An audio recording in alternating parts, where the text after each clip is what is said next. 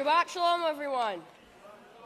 I'm son of Yeshua Hawkins, and I'd like to serve you forever as a priest starting very soon.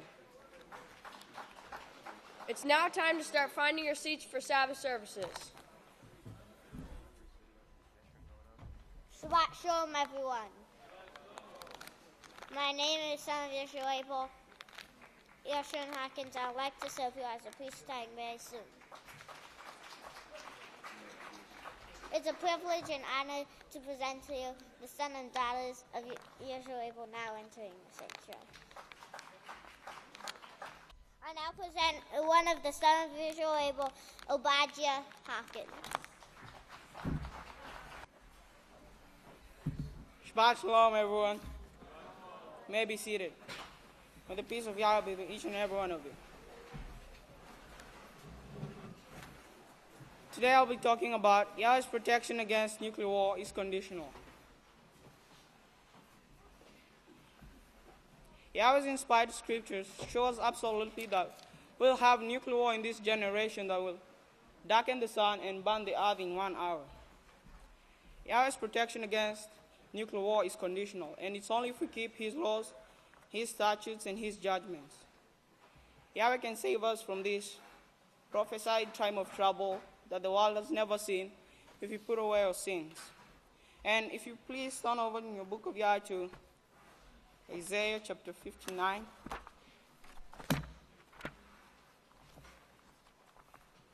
It's on page 567 and verse 1 and 2.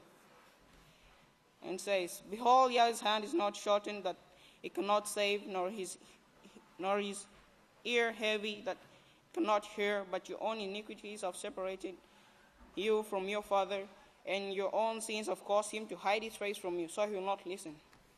And also, if you could please turn over to Micaiah, Book of Micaiah.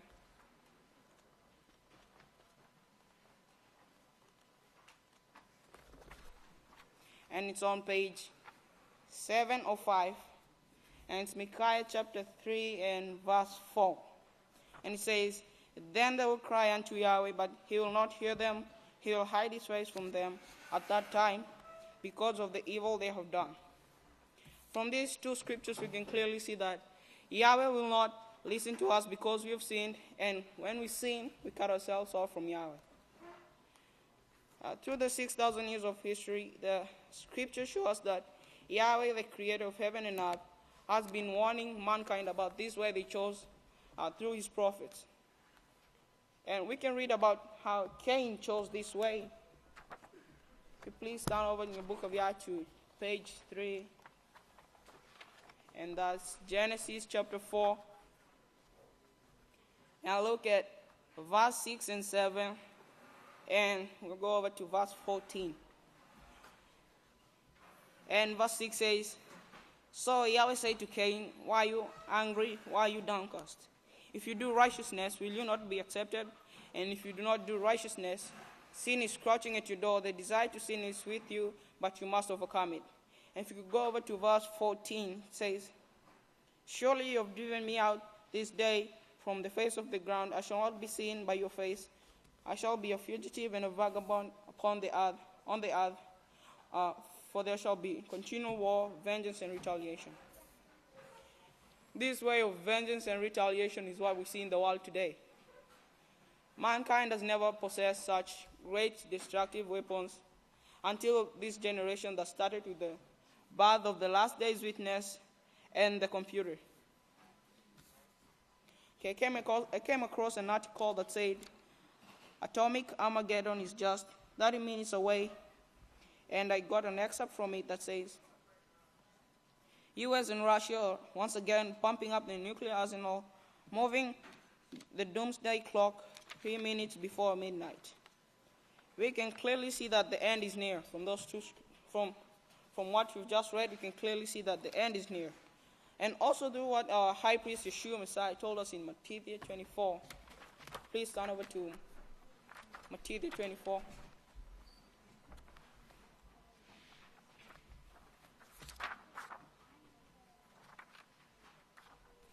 And it's on page 753. And look over to verse 32 and 33. And it says, "Now learn a parable from the fig tree. When its branch becomes tender and puts out leaves, you know that summer is near. In the same way, when you see all these things, know that his coming at the end of the age is near at the very door." Despite all that, Yeshua also tells us to rejoice when we see all these things occur. If you could please turn over to Luke. It's on page 808, Luke 21 and verse 28. And it says, when these things begin to come to pass, then look up and lift up your heads, because your redemption draws near. The last day's witness, Usual Hawkins, has shown us the 10 kings prophesied to bring about nuclear war in this generation. And protection is only offered at Yahweh's house. There's no other place you can get protection. The way of life offered in Yahweh's house guarantees eternal life with practicing righteousness.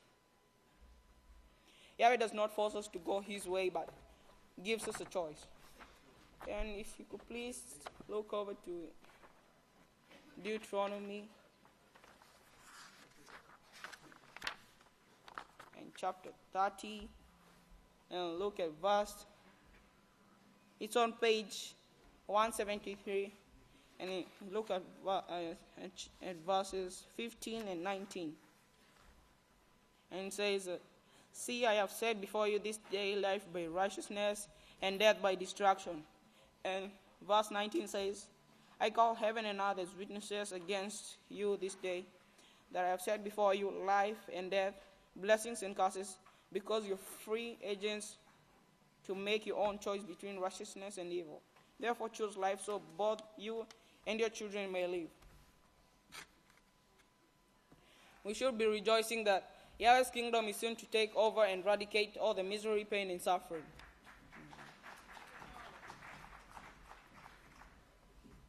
When they'll proclaim peace, true peace, then sudden destruction will come upon them.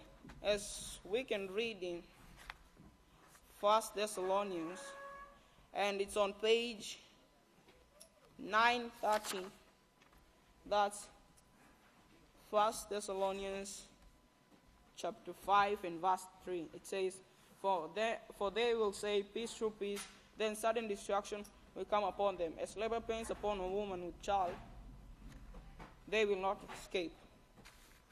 Yahweh, through his prophets, prophesied that mankind would use these weapons that could destroy our life. Before Yahweh steps in, only a few will be left and all hope of life will be gone. Like in the days of Noah, only a handful of people will be saved. Efforts of peace will continue for a while, but only through the same means that have always brought about more war. The leaders of our worldly government think that all the nations will be afraid to start a nuclear war due to its consequences. They'll think that there is peace, but then sudden destruction will come upon them. And that's all I have. Could please stand. May I bless your understanding.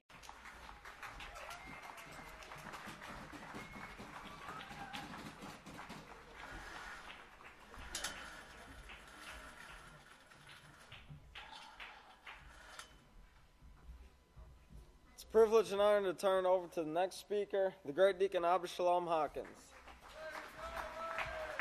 Shabbat Shalom, everyone. You may be seated. May peace of Yahweh be with each and every one of you. Well, I hope everyone did their homework that Pastor gave us, to read the Book of Job. And Job talks about something that's very important, in our everyday lives. Because every time we sin, we affect the microbes, these small little microbes, that Job talked about, and it was talked about in that book. Let's go ahead and turn over to Daniel 9. That's where we're going to start today. And Pastor's been going over Daniel 9, and all the prophecies, and the prophecies in Daniel, very recently. And Daniel was a very righteous man. He was someone that was trained in the laws of Yahweh. He was trained and raised up in them. And he could understand the benefits, that came from keeping Yahweh's laws. And he was concerned about how the people, they weren't keeping Yahweh's laws. They could see, the curses that were coming upon them and what already occurred. If you look in Daniel 9, 1 through 22, that's Daniel's prayer. That's the confession that he was making, to Yahweh and telling Yahweh, how that they had sinned, they didn't keep Yahweh's laws, and now you can understand why the curses that was coming upon the children of Israel were occurring, because of the laws that were breaking. Let's go and look at verse 11, because you can see this in verse 11. Daniel 9:11. It says, "Yes, all Israel has transgressed your law and turned away." They are breaking the laws of Yahweh. They're sinning. "And has refused to obey your voice. Therefore the curses vowed against us," the curses prophesied against us. These curses were prophesied. It wasn't something that was new to them. These were in the Book of Yahweh. It says, "The curses vowed against us, written in the Torah, which was given through Moshe, the servant of Yahweh, are poured upon us," or allowed to occur, because we have sinned against you. Okay, remember those curses, the curses that were prophesied, to occur. They're written in Deuteronomy. You want to turn over to Deuteronomy. Deuteronomy 28. And these are all the curses, these are the curses that would come. These are the curses that were prophesied to come from the breaking of Yahweh's laws. If you look in Deuteronomy 28, from 15, basically the end of the chapter, those are all the curses that were coming. If you look at verse 14, it says, "For if you diligently observe and do all of Yahweh's law, then you will not turn aside from any of the laws which I command you this day, to the right hand nor to the left, by going after any god else to serve it." Remember the gods, evil like the gods. Remember in Genesis 3:5. "However, if you do not obey Yahweh your Father, and do not carefully follow all of his laws, his statutes, which I command you this day, then all these curses will come upon you and accompany you." And then you can see the curses there. If you look, it lists all the curses, like in verse 59. Yahweh your Father will bring against you, or allow, to occur, the fearful plagues, the prolonged disasters, and the severe and lingering illnesses. You could see that in the world today, the STDs and so forth. That they have no cure for. Okay, so the gods in verse 14, those are the same ones in Genesis 3:5, the evil like the gods. Mankind killed Yahweh's servant Abel. It was Cain's followers. They killed Yahweh's servant Abel, to try to squash out the house of Yahweh. And Cain led the rest of the world into that God worship. From that God worship, there came the bloodshed. And that bloodshed came upon the earth, and actually it defiled the earth so much that it caused the second flood. And that was the flood of Noah. Mankind defiled the earth so much the microbes couldn't support the earth. Remember the microbes that pastors been talking about? These are the ones that support the earth. They live in the firmament. They support life. All the life on the earth. And Yahweh set them there to protect mankind. But they couldn't support life anymore. So that's that caused the second flood. Because mankind, they wasn't keeping Yahweh's laws. The bloodshed, the murder, and all these things. It caused that flood. And because they didn't keep Yahweh's laws, that was the curse, that occurred. And this is the same thing that we could see in Daniel's time period. Daniel could see, the curses that were coming upon, the children of Israel because they weren't keeping Yahweh's laws. Remember Pastor brought out, the first flood, and science can prove it, that the first flood, that was whenever the sons of Yahweh, they turned themselves into gods and they defiled the earth, their war games. Remember the dinosaurs and all these things, and that bloodshed, it allowed, it defiled the earth, and, Yahweh had to get rid of that stuff, in order for his plan to go through. That was the first flood, and then the earth became defiled again, and then there was a second flood. But the only people who lived through the second flood were Noah and his family. And remember, that family, Yahweh allowed the righteous genes to be in that family, in that bloodline, so that it was that little bit of righteousness that stuck with the people, and that was what allowed to, bring the Bible back out of captivity. That was, and to keep the earth from getting, to that state again, and it's getting to that state now. That little bit of righteousness was passed down to the Hebrew people, like the American Indians, to respect the land, to work with the land, not to use the land, and as Pastor says, to rape the land, but to work with it, to help the land, to give back, or as, like they said, give back to the earth so the earth will respect you. They call it Mother Nature. But that's what they were talking about, is respecting the microbes, the basic things that support life, and that's the knowledge that they had, and you can still see this, in the latest incident with them, in the Dakota pipeline. I got an article here. Okay, it's about the Dakota pipeline protest became a Native American cry for justice. Okay, and it shows, how they know that, if this pipeline goes through, if there's a leakage, there's something that occurs, that'll actually, defile their water supply. They'll actually, and that's what they're fighting for right now. In the article, it says the Dakota access is halted by its fate, by no means is settled. It's the first major pipeline constructed since Keystone XL perished, and Native Americans were not the first to oppose it. Says, yet thousands of American Indians set up camp on the open prairie, demanding that their drinking water will be protected. Says the pipeline protesters, they call themselves the water protectors, because it actually says here in the article, it says, the pipeline was initially intended to cross the Missouri River at a different point, 10 miles upstream of Bismarck, the state capital. The pipeline was later routed half a mile upstream of the Standing Rock Reservation. So they could see that it would affect their capital if they put it in that area. So they moved it back, but it's still going to affect the water supply of the American Indians now. And that's what they're protesting against. Is if that leaks, it's gonna ruin their their way of life. It says 41% of whom 41% it's home to 8,200 people, 41% of whom live below the poverty level.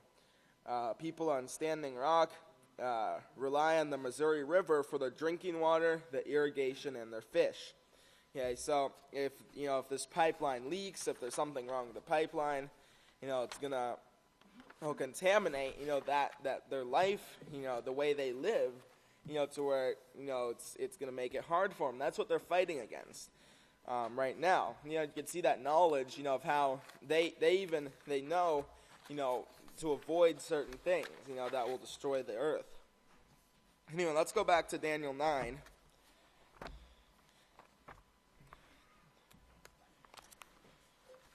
Go back to Daniel 9, and 9:11, it talks about how Israel transgressed your law, turned away, and refused to obey your voice. And then the curses that were prophesied against them, they were coming to pass. And you can see the whole world, they've turned to sin in these last days, and that's what's bringing the curses against them in the world today. It's that sin, and the bloodshed that's occurring on the earth.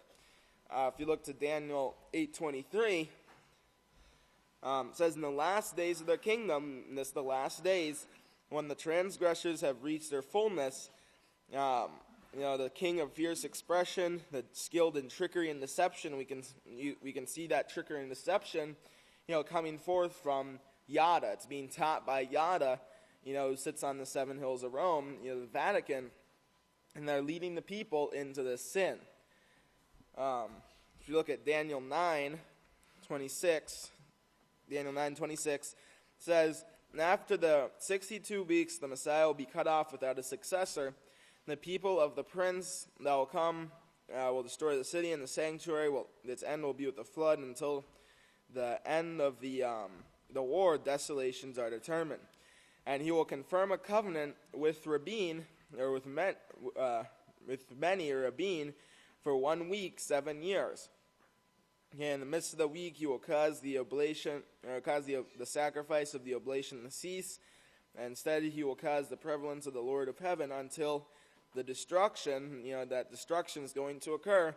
The destruction that is determined will be poured out upon the desolator." You can see that's occurring in the world today. That 7 years covenant, that's getting ready to start back up. Created by Yada, once again, it was created by Yada, Vatican, who's ruling the whole world, and they're trying to bring that peace, true peace. But remember, if you look at the last word of verse 27, the desolator, the desolation, that they will bring upon the earth, the destruction, and they'll be able to destroy the earth before, the microbes are so bad to where there'll be that third flood. Anyway, if everyone will please stand. I'd like to turn it over to a great time of prayer. Shabbat Shalom, everyone. You may be seated. May the peace of Yahweh be with each and every one of you. I'm going to be probably going a little rapidly, so I'll try to make everything as clear as I can. But this is going to be a continuation of what I spoke on last time. And the title it's called Prophecy and Promises, Not One of These Will Fail. And if you remember the little video demonstration that we had last time, really demonstrated the so-called protection this world has. They trust in their government leaders, they trust in their religions, and when everything was all said and done, the only thing they had to do was pray. That was what the president told them to do, was pray, because their governments failed and their religions failed. And this is the way that the world is going. Their governments and their religions are going to fail. And we've got to remember the time period that we're in. Be turning over to 2 Timothy chapter 3 and verse 1, and we'll be here on page 938.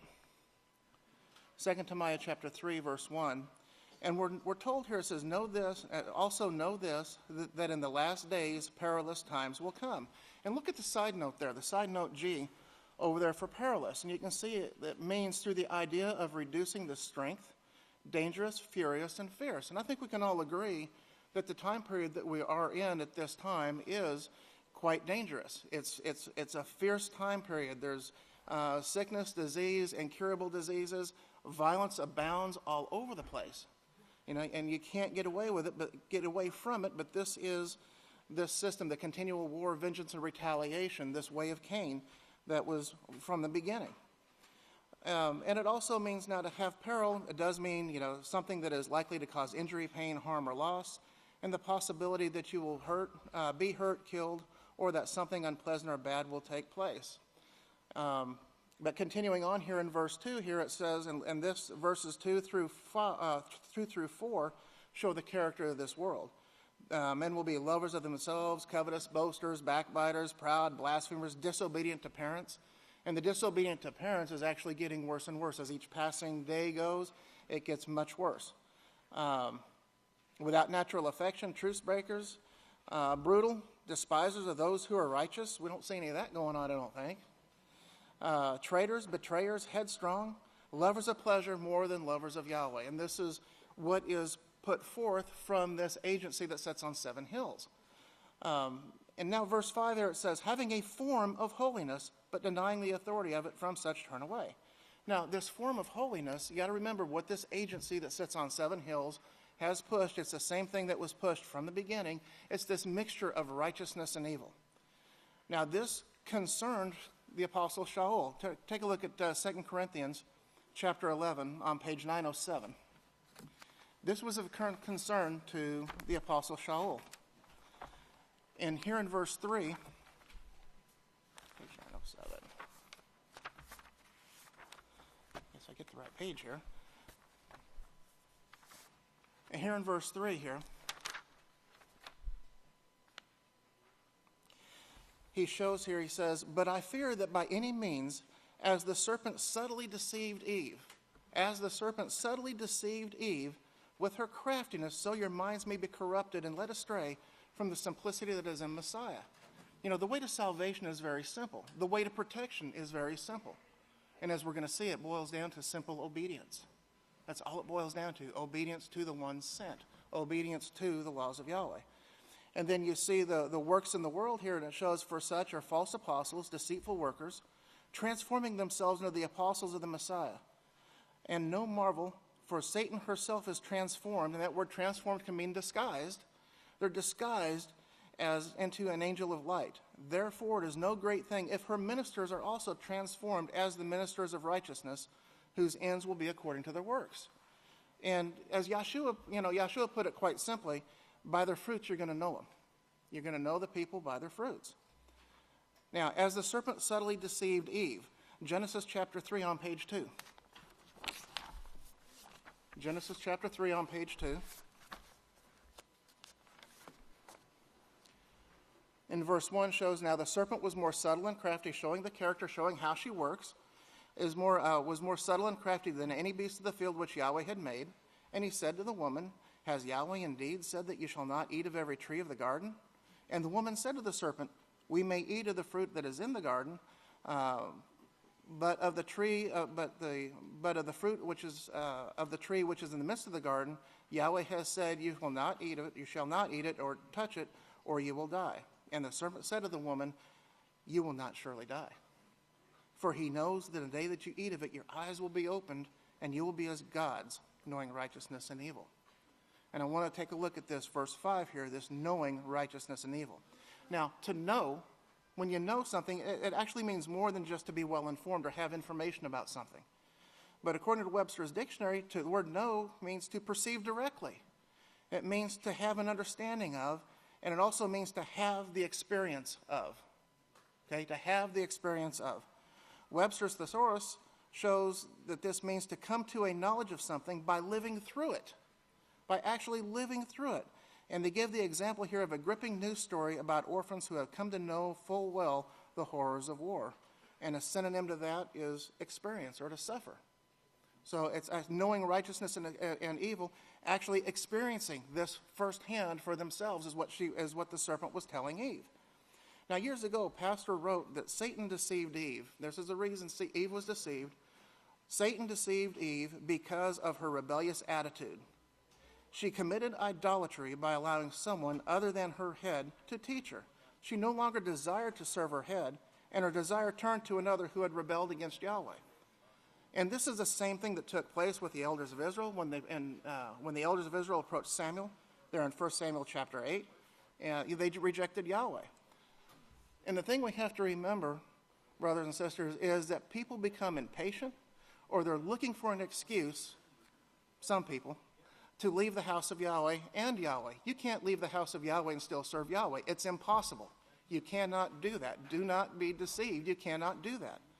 And they get it in their mind that if such and such doesn't take place by this time or that time, if this doesn't take place, well, I'm out of here. You know, that attitude, brothers and sisters, is a proud, arrogant, presumptuous attitude that will get you burned. That is a promise of Yahweh. It will do that. We have to remember, brothers and sisters, never forget the prophecies. These prophecies will come to pass in Yahweh's own time. Yahweh's in complete control. He knows when these things are going to come to pass. Habakkuk says it.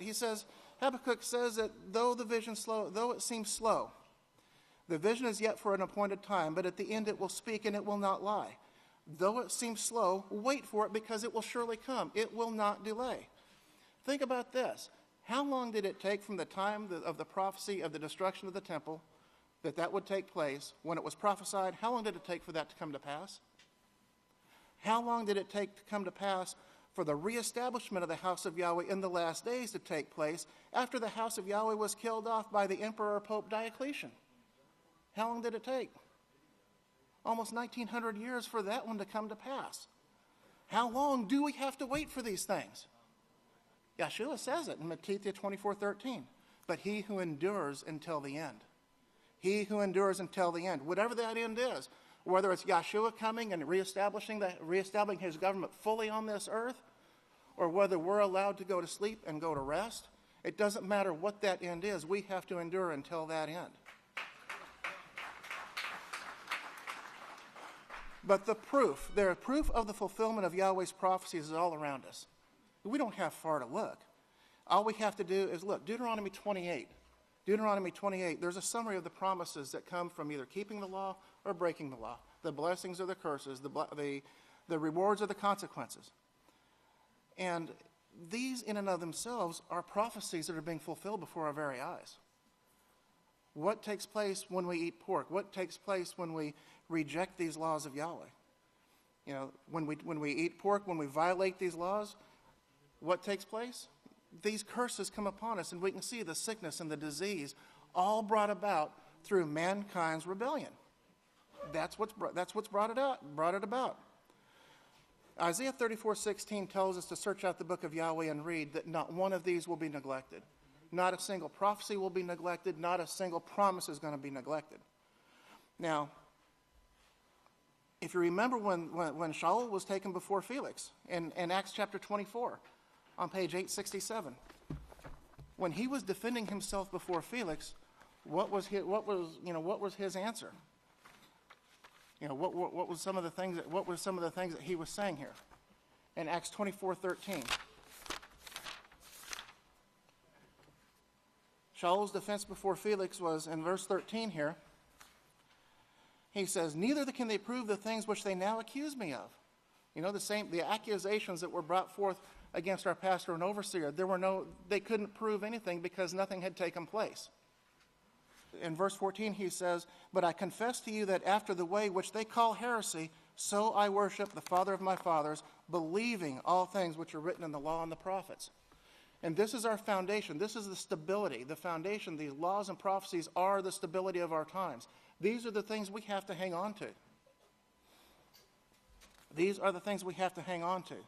If you remember Psalm 91, Psalm 91, that whole chapter, talks about those who dwell in a secret place. In the secret place, if you look at the side note there, it talks about the protected place. And it refers you directly to Micaiah 4:1, which is the prophecy concerning the reestablishment of the House of Yahweh in the last days. And then it shows there that they will abide under the shadow of the Almighty. Well, that shadow, when you look at that side note, what does that side note reference? That references protection. That's what it means. The shadow is equal to protection. In verse 4, it shows he will cover you with his feathers, and under his wings you will trust. His truth. What is the truth? Psalm 119, 142, and 151. Yahweh's laws are the truth. They will be your shield. They will be your buckler. Not this foolish protection that the world portrays that they have. Not these churches. These churches aren't going to do a thing for anybody. They can't. And the governments do not have any protection. They don't. And they're going to learn that lesson very, very soon. But it's Yahweh's laws, his truth. That is going to be the shield and buckler. That is where the protection comes in. In verse 10, we're told that no evil will befall you, and no plague will come near your dwelling, because you have set your love upon me. I will deliver you. I will cause you to escape and set you on high, because you know my name. Oh, people use the name of Yahweh. That's the protection. What does 1 Yochanan 2:4 say? He who says, I know him, but does not keep his law is a liar, and the truth is not in him. The only way we can abide by, be a part of this protection, is to abide by these laws. Isaiah 59, 1 and 2 shows us that it's us. We separate ourselves from Yahweh when we commit sin, when we practice sin, when we practice iniquity. That is what separates us from Yahweh. In Yeshua chapter 1, verse 5, Yahweh promises, I will never leave you nor forsake you. Yahweh keeps that promise. When we lose Yahweh's protection, it's not Yahweh turning from us, it's us turning from him. And that is example after example after example in the Holy Scriptures. Now, in Revelation chapter 3, on page 973, in Revelation chapter 3, on page 973, I want to take a look at verse 10 again. We looked at this the last time I spoke. We want to take a look at it again. Revelation chapter 3 and verse 10. It says, because you have kept the word of my patience, I will also keep you from the hour of temptation which will come upon the whole world to test those who dwell upon the earth. Look at the side notes over here to see what it means to keep the word. Because you have kept my word, kept the word of my patience. The word, side note I, says the every word of Yahweh. It says it's those who live by the every word that proceeds out of the mouth of Yahweh. Because you have kept the word of my patience. That word patience, look at side note J.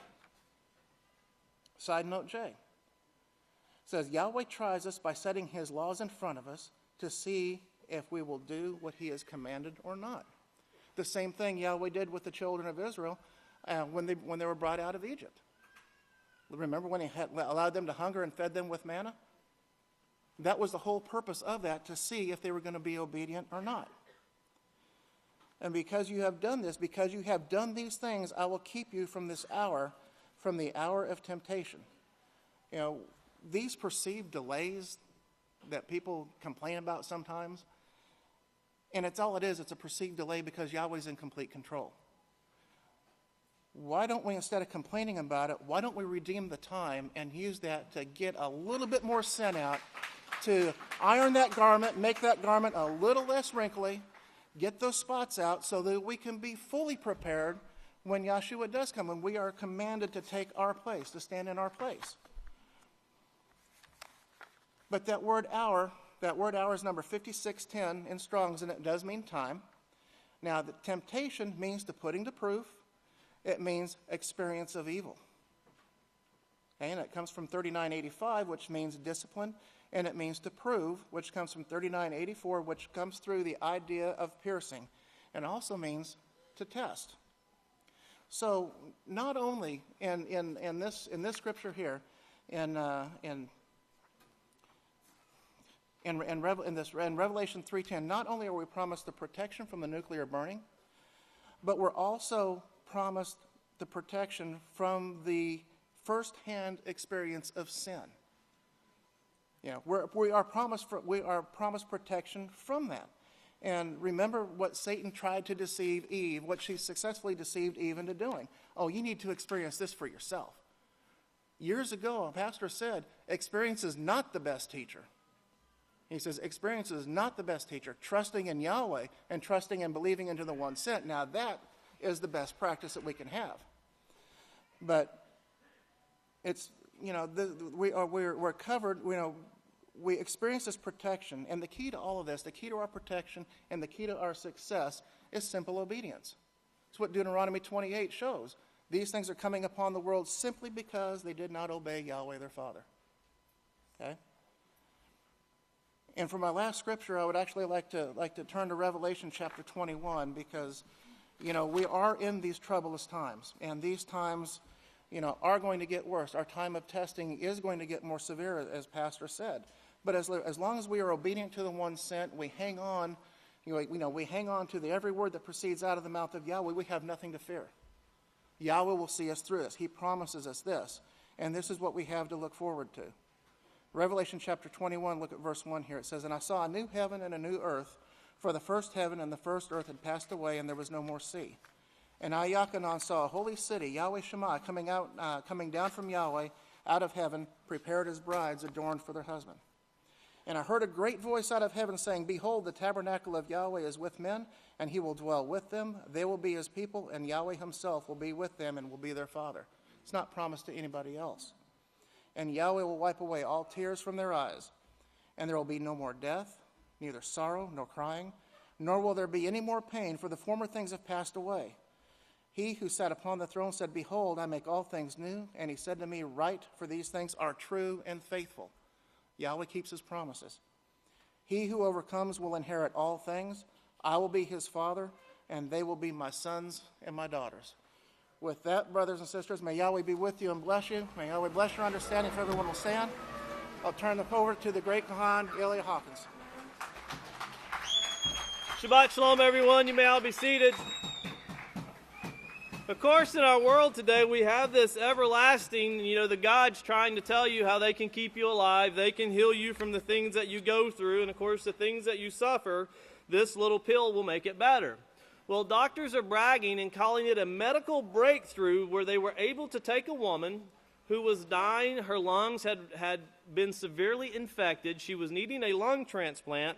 So they removed her lungs for 6 days, and they were able to keep her alive until they could get a dead person's lungs and put in her. Now, that's supposed to be a medical breakthrough. A medical breakthrough would have been to heal the woman and let her come up and live a normal life. That would have been a medical breakthrough. But, of course, this is what the hope they're putting into the mind of people that run to these hospitals, hoping that the hospital can take and fix their sin that they're not willing to repent of. And that's the important thing to remember, that if there was a treatment of repentance, that could be dealt with. But this willingness to sin and want someone to fix it, that is what can be dealt with. You can't help someone and you can't heal someone that doesn't want to repent. And then, of course, in New Jersey, the New Jersey hospital that is reported by RT, they were actually contaminating people with lead. They had lead in their water. And, of course, it's kind of humorous. One of the doctors says that a little bit of lead won't hurt anyone. Now, a little bit of poison won't hurt anyone. I wonder if he was drinking it. That's one of the questions.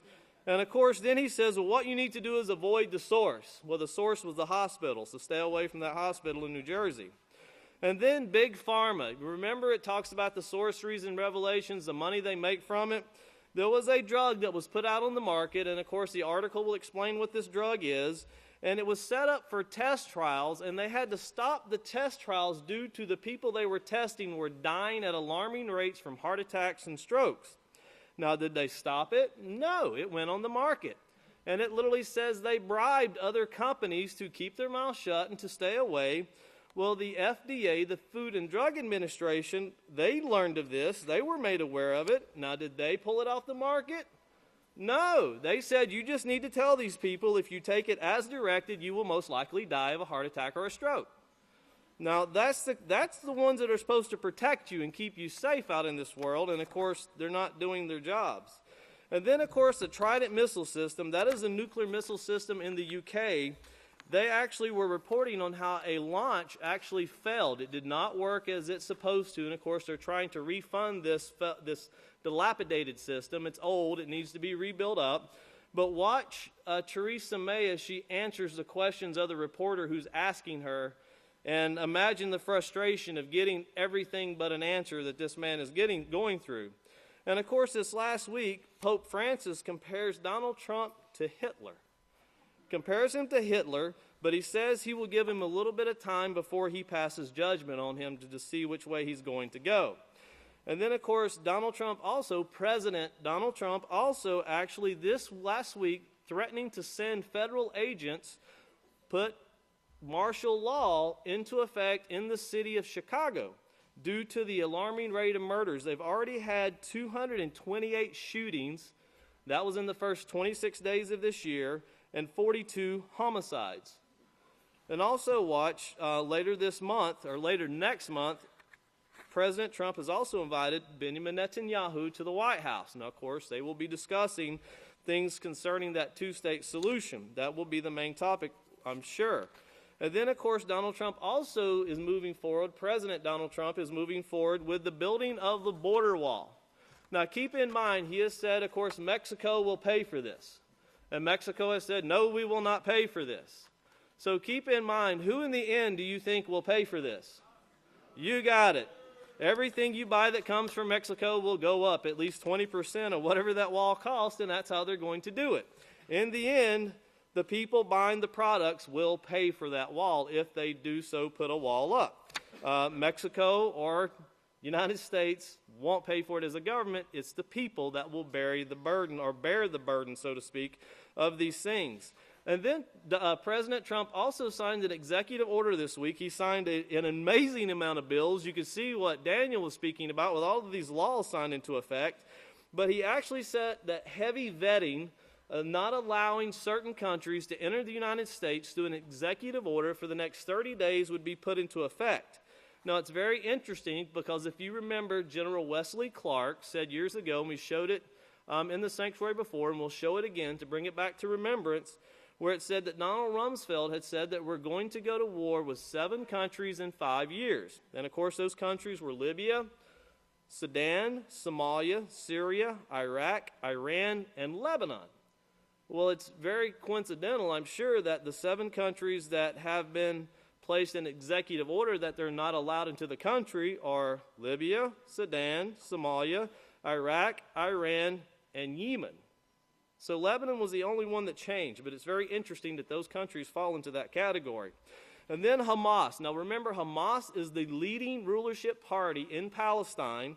That's the other branch that's on that 2-state agreement between Palestine and Israel.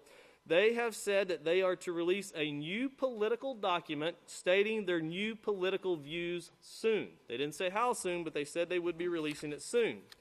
And then back to President Trump concerning the EPA, that's the Environmental Protection Agency, also the ones that deal with the climate change. He has put a media blackout on them so they cannot tweet, they cannot put out press releases, anything until he can get his appointee, the one who he wants to oversee the EPA, which is actually the Attorney General from Oklahoma. He wants him into office because they want to pull off everything about the climate change. They want that pulled down, and of course, President Trump has said that it is a hoax. That's what he has said. And then it goes into a movie. This is something, it's only the movie trailer. I hadn't heard of it till last night. But there's a movie that didn't make mainstream media. It was only released to YouTube, but it is a Hollywood-looking movie. The production level was very high. And the movie is called The Thinning. The Thinning. And it's talking about depopulation, cutting down on the population. Now, 2 interesting things with this movie. One, it was released on October 12th, 2016, which is 10/12/16. If you look up those numbers, 10 means a perishing or something lost. 12 means slaughter or destruction. And word number 16 comes from word number 14, and it means to be willing. So to be willing to be part of this slaughter or a perishing, well, it talks about depopulating, and the way they determine who's going to be depopulated, it'll show in the movie trailer, but it actually takes people and they test them. In schools, you would think of final exams and so forth. Those who score the lowest 5% are immediately exterminated, literally removed from the classroom and taken to be exterminated. But you have to be knowledgeable of the system to stay alive. If you're not knowledgeable of the system, you wouldn't stay alive. And from what we've seen with some schools of higher learning, that would probably be the lowest 5% because they don't really have that knowledge. But when you think about it, it's all about keeping people in a control and educating them in a certain way to where if you don't get it, you die. And that's it.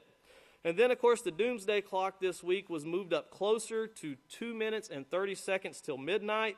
And, of course, they're saying this is due to the talk of war and also climate control and the lack of participants, where it looks like President Donald Trump is not wanting to be part of this. And then Mikhail Gorbachev, of course, he was the president when the Soviet Union, he was president during Ronald Reagan's term and also in the United States. And, of course, they had many deals concerning the nuclear treaties. But he says that it looks like the world is preparing for war. And that's a quote from him. The world is preparing for war. And, of course, they mentioned that the last time the clock was this close was in 1953. In 1953. Remember that number, and there'll be some things after the news. If we can please go ahead and play the news. Pay close attention.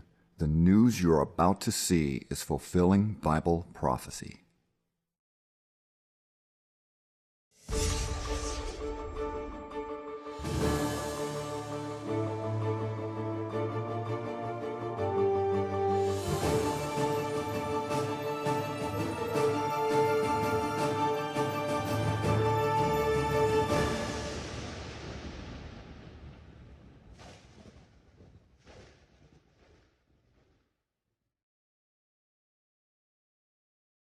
Welcome to another edition of YPN News, bringing you news as it relates to Bible prophecy and foretold by Yisrael Hawkins. Well, living for 6 days without lungs, building walls of division, and how close are we to doomsday? Well, today's news will go a little more in detail on these topics and many more.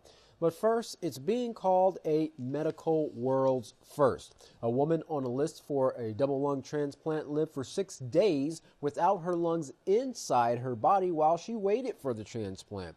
Chief Surgeon Dr. Saf Khashoggi, one of the 13 doctors, explained to RT why such drastic measures were taken in this case. He said with blood pressure supporting drugs, antibiotics, with the extra corporeal lung support pump, we couldn't even keep her blood pressure up, and it was quite clear she was going to die that day. He continued, after thinking carefully and having encountered this before, we realized that the only option was to remove the source of the infection. In her case, both lungs. Interesting. Well, when you're sick, most people go to the hospital. But what if your hospital had dangerous contaminants in the drinking water? And that's exactly what was found in a New Jersey hospital where high levels of lead were found in the drinking water. The Englewood Hospital has switched to bottled water and tank water in 8 of its facilities as a result. And this was prompted after the State Department of Environmental Protection released a report. Now, the hospital released a statement on the matter as follows.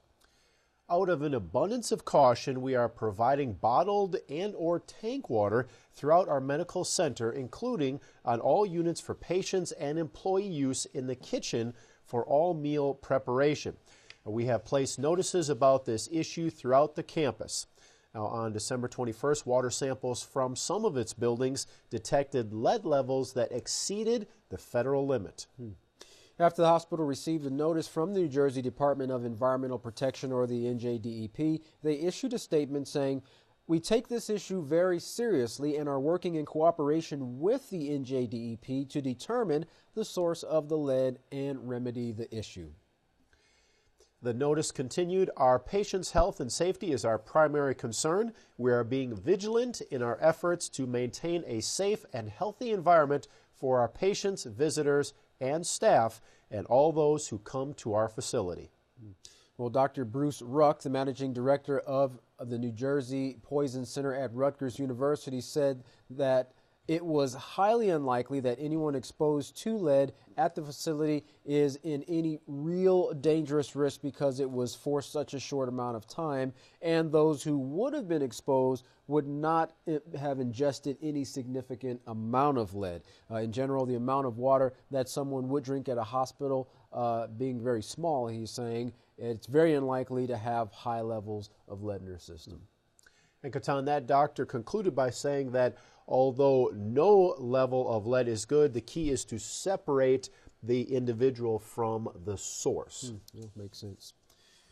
Well, jurors from around the country are going to begin hearing cases against drug maker AbbVie about the dangers associated with their testosterone therapy treatments. Now, according to court documents, Androgel, a testosterone product made by the company, has been linked to a big increase in heart attacks and strokes in men who use that product. Well, the company is accused of deceptive marketing practices along with hiding the facts concerning the dangers surrounding Androgel's use. Some of those marketing practices included trying to sell to people who absolutely didn't need it. The FTC is also accusing the company of payoffs to competitors to keep competition low. Now, regarding the company's awareness of the danger of the product's use, one report gave some startling evidence. That's right. The report stated a recent randomized clinical trial of testosterone therapy in men with a high prevalence of cardiovascular diseases was stopped prematurely due to adverse cardiovascular events, raising concerns about testosterone therapy safety. Well, in effect, Jeff Tessing told the company that the product was so dangerous that clinical studies had to be stopped, yet this product still made it to public use. Well, the FDA even got involved, stating on their website of the dangers of testosterone products even when used as directed. Now, initially, drug companies designed the testosterone drugs for older men with low levels of testosterone. But that's only a small percentage of the market, not enough to make the billions of dollars in profits. So they went after men of all ages, marketing to them that any problem that they had could be resolved with testosterone therapy. So it seems like it was more money-driven than Sure does. something that was beneficial for the health and safety of their patients. Well, as a result, sales topped $1 billion, but according to a lawsuit filed by FTC against AbbVie, the company began bribing competitors to keep their products off the market, which is a tactic that the FTC calls pay-to-delay scams. Well, UK's Prime Minister Theresa May is being tight-lipped about a Trident missile failed test firing ahead of a parliamentary vote on whether or not to renew Britain's nuclear deterrent. Now, in an interview with the BBC, she was asked if she knew of the test. There was not a yes or no answer given. Well, Trident is the UK's missile defense system based in Scotland and is comprised of 4 nuclear-armed submarines which are approaching the end of their working lives and are due for decommission in the next 10 years. Well, last year the UK voted to renew the Trident program, which is an age system, with a cost of up to 100 million or billion, euros. As the vote came near, May stressed the reliability of the Trident and said that there were basically no alternatives. Well, Pope Francis has warned against growing populism in Europe. Now, these warnings come as a wave of populism, which is the support or concern of ordinary people, comes over Europe. Now, he also said that voters angry with traditional political elite have thrown their weight behind nationalist, anti-immigrant leaders. Now, he also said in times of crisis, we lack judgments, and that is a constant reference for me. He concluded, Hitler didn't steal the power, the people voted for him, and he destroyed the people. Wow, interesting.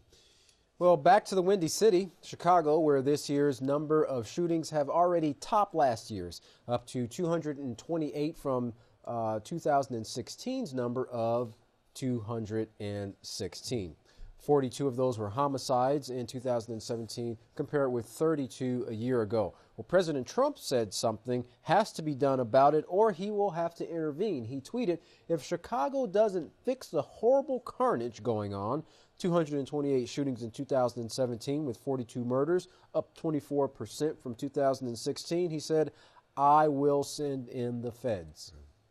Well, President Trump's comments came a day after Chicago's Mayor Rahm Emanuel criticized Trump's priorities, saying, you didn't get elected to debate the crowd size of your inaugural. Now, that he had people wondering if the mayor's comments had solicited the president's tweet or if he'd been considering executive action, even martial law. Yes, we'll see. Well, Pat Dowell, a city council member in Chicago, said, I think he's talking about federal troops. We don't really need that in Chicago. What we need is federal funds for education, redevelopment, and job training. If he's talking about federal investment in Chicago in terms of money, we're all for that. More jobs, not jails. Well, White House Press Secretary Sean Spicer said the president was talking about more than money, saying there's other aid that can be extended as well through the U.S. Attorney's Office or other means to ensure that the people of Chicago have the resources to feel safe. As for now, the feds are already in Chicago assisting law enforcement, but they'd welcome more. Spicer also said that the president would like to start a dialogue with the city. He also added that, I think what the president is upset about is turning on the television and watching Americans get killed by shootings. Well, in other news related to the president, Prime Minister Netanyahu received an invite to Washington, D.C. next month. YPN's Larry McGee is following the story for us, as well as the latest concerning the president's controversial proposal concerning the wall. Larry, what is the latest? After months of U.S.-Israeli tensions, the new president is extending the peace pipe to Prime Minister Benjamin Netanyahu with an invitation to the nation's capital for a sit-down. The two are purposed to work closely on several key issues, including the hot-button topic of Iran. President Trump has been publicly vocal concerning his unwavering support for and commitment to the security and safety of Israel, in hopes of easing hostilities following the U.S.'s failure to veto a UN resolution against Israeli settlements. The matter has still not been settled, however, between the new president and the nation's southern neighbor, and President Trump is now reported to be making efforts to deliver on his campaign promise of constructing a wall along the U.S.-Mexico border. The president is maneuvering to accomplish the action through the power of executive orders, and the endeavor so far has been met with the expected degree of public outrage and protest. Despite the president's campaign claims, however, there was initially widespread skepticism regarding the practicality and feasibleness of the idea, but that is now apparently all dissolved amid the determination of the president's current push. The administration is also taking executive action to boost the U.S.'s deportation forces and has proposed to fund construction with taxpayer dollars to be later recouped in some form from the Mexican government. Commentators are taking note of how swift the president has been to deliver on his promises. On his first day, he nullified the Trans-Pacific Partnership Treaty. On day 2, he canceled construction on the Keystone XL pipelines and restored access to the Dakota people. And on day 3, the president ordered mobilization on the southern wall. The newly installed head says he has nothing against the people of Mexico, but a nation without borders is simply not a nation. The Mexican proposal is merely one element of the president's broader goal of immigration reform, however, which is also believed to include forthcoming action preventing immigration into the states by Syrian refugees.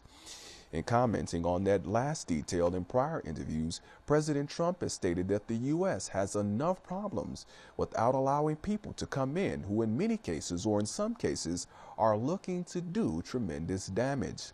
The president has acknowledged an intention to exclude certain nations outright, and for others, the controversial leader has said there will be extreme vetting.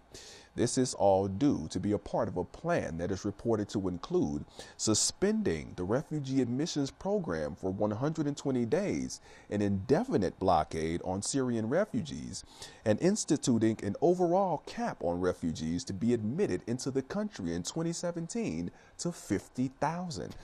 Moreover, the leader has proposed a ban on 7 key nations in the Euphrates region. The list includes Syria, Libya, Somalia, Sudan, Iran, Yemen, and Iraq. Analysts are quick to note that General Wesley Clark had earlier identified the same list of nations, with the exception of Yemen, as U.S. targets some time ago in a plan designed to use force to conquer 7 nations in 5 years. About 10 days after 9/11, I went through the Pentagon and I saw Secretary Rumsfeld and Deputy Secretary Wolfowitz. I went downstairs just to say hello to some of the people on the joint staff who had used to work for me, and one of the generals called me in. He said, "Sir, you got to come in. You got to come in and talk to me a second." I said, "Well, you're too busy." He said, "No." He says, "We've made the decision. We're going to war with Iraq." This was on or about the 20th of September. I said, "We're going to war with Iraq. Why?" He said, "I don't know." He said, "I guess they don't know what else to do." So I said, "Well, did they find some information connecting Saddam to Al-Qaeda?" He said, No. He says, "There's nothing new that way. They just made the decision to go to war with Iraq." He said, "I guess it's like we don't know what to do about terrorists, but we've got a good military and we can take down governments." And he said, "I guess if the only tool you have is a hammer, every problem has to look like a nail." So I came back to see him a few weeks later, and by that time we were bombing in Afghanistan. I said, "Are we still going to war with Iraq?" And he said, "Oh, it's worse than that." He said, he reached over on his desk, he picked up a piece of paper, and he said, I just got this down from upstairs," meaning the Secretary of Defense's office today, and he said, "This is a memo that describes 7 countries in 5 years. 7 countries in 5 years. For YPN News, I'm Larry McGee. Good time, Jeff. Back to you. Well, quite interesting. And I remember bringing that out about Wesley Clark several times in several of our previous episodes. Doesn't look like anything is really building towards peace with those initiatives on the table. Well, rival Palestinian group Hamas and Fatah announced the creation of a new unity government in mid-January and are now working on writing a new document displaying the unified government positions and goals. Osama Hamdan, a senior leader and spokesperson for Hamas, was recently interviewed on Al Jazeera's Up Front. The British journalist questioned him about the language of the current charter and blames Israel, for all the world's problems, including communism and instigating World War I and World War II. Well, when asked why not just take the anti-Semitic language out of the charter to show Hamas is truly not anti-Semitic, Hamdan responded, when we are talking about the Jews, we are not against their religion. We are not against their beliefs. We are not against them as a people who believes. In fact, we believe in Moses. We believe he was a prophet like Muhammad, and we believe they are the same. So we are against the one who is occupying our lands. We are against the one who is occupying our cities, villages. Yeah, and that's been a big sore spot with them. Absolutely. And the territories with that, the settlements that Israel is continuing to build in. He continued, we have said clearly we'll have a clear political document which is supposed to be in the near future, clarifying all those points. And you'll find in all those documents a clear words that are, we are against Zionists, against occupations of our lands, and we will resist occupiers, whoever they are, and we are not against anyone regarding to his religion or his race. Now, he was vague, however, on when this document would be coming out or what exactly it would consist of, only to say very soon and to ask him after the document is declared. Well, when further pressed to say if Hamas now supports a two-state solution, so that was the question, does Hamas now support the two-state solution that everybody's talking about?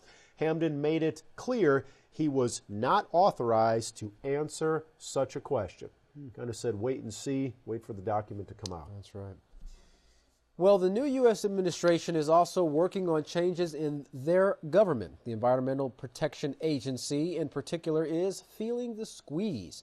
Trump's officials are temporarily silencing the EPA to get them on the same page with the president's public statements. This is causing concerns around the country, including Trump's alma mater, the University of Pennsylvania, which is home to PPEH, or Penn Program in Environmental Humanities. Now, environmentalists like PPEH's founding director, Professor Bethany Wiggin, focused on Trump's climate change rhetoric throughout the campaign. Words from Trump like, all of this with the global warming, a lot of it's a hoax, are why Wiggin, her colleagues, and her students are now racing to back up any information they can get from the government websites to other servers. Now, as of Tuesday, January 24th, the Trump administration has ordered a social media blackout for all EPA employees. The government says it is temporary, but people's fear that access to data will be limited and as environmental protections are changed. Professor Wiggins said, I'm really worried that the facts might become more difficult to access. So there's kind of a vulnerability of internet materials already. They become more vulnerable still when controlled by an administration who finds them inconvenient. So they're trying to get as much information while it's still up there before it's gone. Interesting. Well, to show their disagreement with the administration's decision, Badlands National Park put out some tweets about climate change and then later deleted them. Trump's own nominee for head of Environmental Protection Agency, Scott Pruitt, also clearly disagreed with Trump's position during his hearing, telling senators that he did not believe global warming was a hoax. But just last May, Pruitt wrote, scientists continue to disagree about the degree and extent of global warming and its connection to the actions of mankind. The debate, he said, should be encouraged. Well, Rachel Cletus of the Union of Concerned Scientists thinks Pruitt's words at the hearing are, quote, a dangerous new form of climate denial, the sort of climate denial that says it's real, but we don't know what's causing it. And basically, it's yet another way to kick the can down the road and not take any action. She says the safety of the Earth's climate will suffer for the sake of economic growth. Another development that deserves a mention in Catan, the CDC abruptly canceled its long-planned climate and health summit just days before Trump's inauguration. Now, the conference was going to inform health officials from around the country on the growing evidence on climate change affecting public health. So what does the president say about all this? Well, after meeting with auto executives the other day, he commented, "I am to a large extent an environmentalist. I believe in it." Kind of confusing. Well, we've reported in the past how Vatican spokesmen have said the Earth needs to be depopulated by about 6 billion people. Of course, this information is not widely known by the general public. However, there are those who are hinting at the fact that the Earth needs to be thinned out. Well, take a look at this movie trailer for The Thinning and see for yourself. How many sides does the Pentagon have? 5. What causes disease? Take your time. Focus on the equation. You're going to do great. I love you. I love you so much. What if only the smartest boys and girls got to live here? You'll have 2 hours to complete the test. All grades are final. Here are the results. No. Okay, let's go. Lena Michaels. What? Ellie Harper.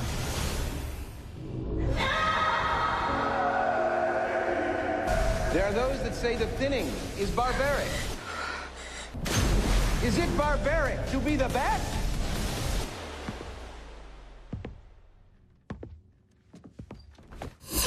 If you don't support our great society, then you are a parasite. What we do with parasites? We wash them out! Are we approved to commence the thinning? You are approved. Definitely an interesting take on the depopulation ideology. Well, the Bulletin of Atomic Scientists made an unprecedented announcement of their own this past week in an event of Trump's presidency, overturning many U.S. offices and the wider geopolitical turbulence the world has been facing. The doomsday clock was moved 30 seconds forward to 2.5 minutes before midnight. Rachel Bronson from the Bulletin of Atomic Scientists gave the reasons concisely as to what would cause such a drastic move. In a statement, she said, "The first has been a cavalier and reckless language used across the globe, especially in the United States during the presidential election and after, around nuclear weapons and nuclear threats." And the second, she continued, is growing disregard of scientific expertise that is needed when it comes to responding to pressing global challenges, including climate change. Well, the board concluded in no uncertain terms that words matter in ensuring the safety and security of our planet. They are not the same as actions, but they matter a lot, especially when the risk of accident and miscalculations are so high. She added that influential actors change their behavior in response to leaders' words, which, quote, do not promote confidence and steady or smart decision making. Well, Mikhail Gorbachev is one leader who consistently promoted a world with less nuclear weapons. The former head of the USSR wrote in an opinion piece for Time magazine during the first week of Trump's presidency, his purpose, he writes, is it all looks as if the world is preparing for war. That was his statement there. He said once again, it all looks as if the world is preparing for war. Now, the Nobel Peace Prize winner said of his post, politicians and military leaders sound increasingly belligerent and defense doctrines more dangerous. Commentators and TV personalities are joining the bellicose chorus. Recently, President Trump tweeted, "The United States must greatly strengthen and expand its nuclear capability until such time as the world comes to its senses regarding nukes. Well, Gorbachev, who oversaw an agreement with the U.S. to reduce nuclear arsenal, now watches as Trump possibly begins the reversal of decades of American policy concerning nuclear arms. Well, there's no sign the new U.S. president is going to back down. On MSNBC's Morning Joe in December, he said, "Let it be an arms race." Well, only one other time, Katan, has the doomsday clock been moved this close to total annihilation, which is midnight, and that was the year 1953. And if you remember, that was when the U.S. and the Soviet Union tested their first hydrogen bombs. Interesting. Well, 2.5 minutes is not a long time, but it's long enough for you to get to your phone or computer and contact the House of Yahweh. When you contact the House of Yahweh, don't forget to request your free copies of the Prophetic Word magazine and the monthly newsletter. To contact the House of Yahweh, you can write them at the House of Yahweh, P.O. Box 2498, Abilene, Texas 79604. You can also call them at 1-800-613-9494. Visit them on any of their websites at www.yahweh.com, www.yisraelhawkins.com, or www.yahwehsbranch.com. You can also visit our website at www.ypnnews.com. You can also email the House of Yahweh at info@yahweh.com. And for all other calls, please dial the number on your screen. And of course, don't forget the Yisrael Says program, which aids you in the study of your Holy Scriptures. You can find that by going to www.yisraelsays.com. Well, keep that number 1953 in mind, because up next is Yisrael Hawkins. From all of us here at YPN News, I'm Jeffrey Heimerman. And I'm Katan Alexander. Thanks for watching.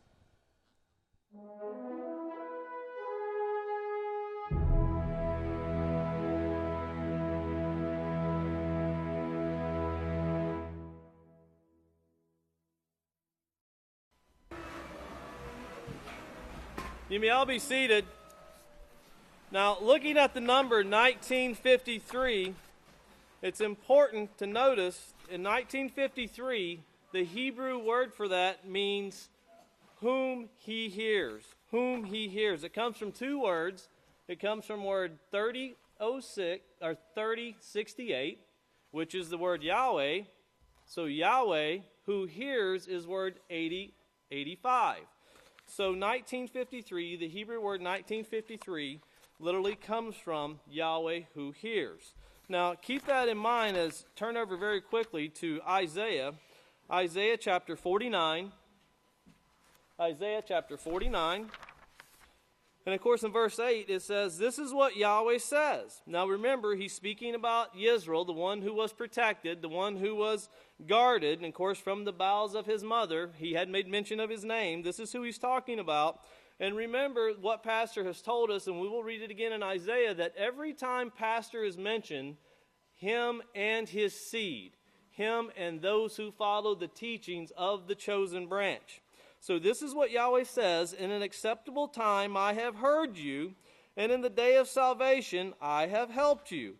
I will protect you and give you as a covenant to the people to restore the earth," to bring this earth back to what it's supposed to be, what it was intentionally created for, to cause to inherit the desolate heritages. Now, of course, this is what Yahweh's saying. This is the one whom he recognizes. And if you remember the stones of acquittal, the white stone, and it had 3 numbers on it.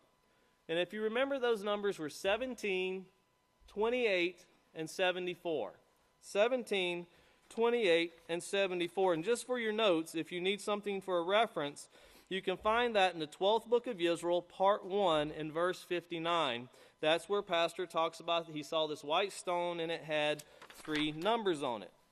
Now, something very important to keep in mind, turn over to Psalms 91, because there's a picture that we want to show you.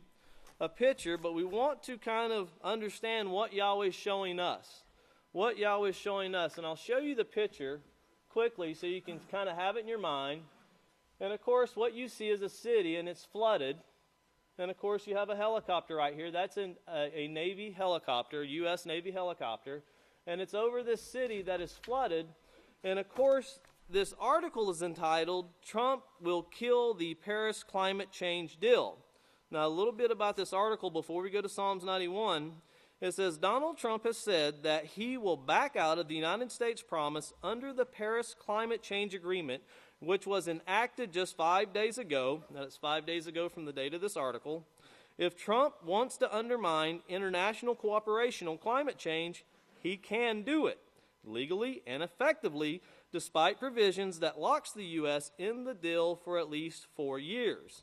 It says, according to the provisions of the agreement itself, the United States cannot remove itself from the deal for 3 years, after which it would still be committed for an additional year.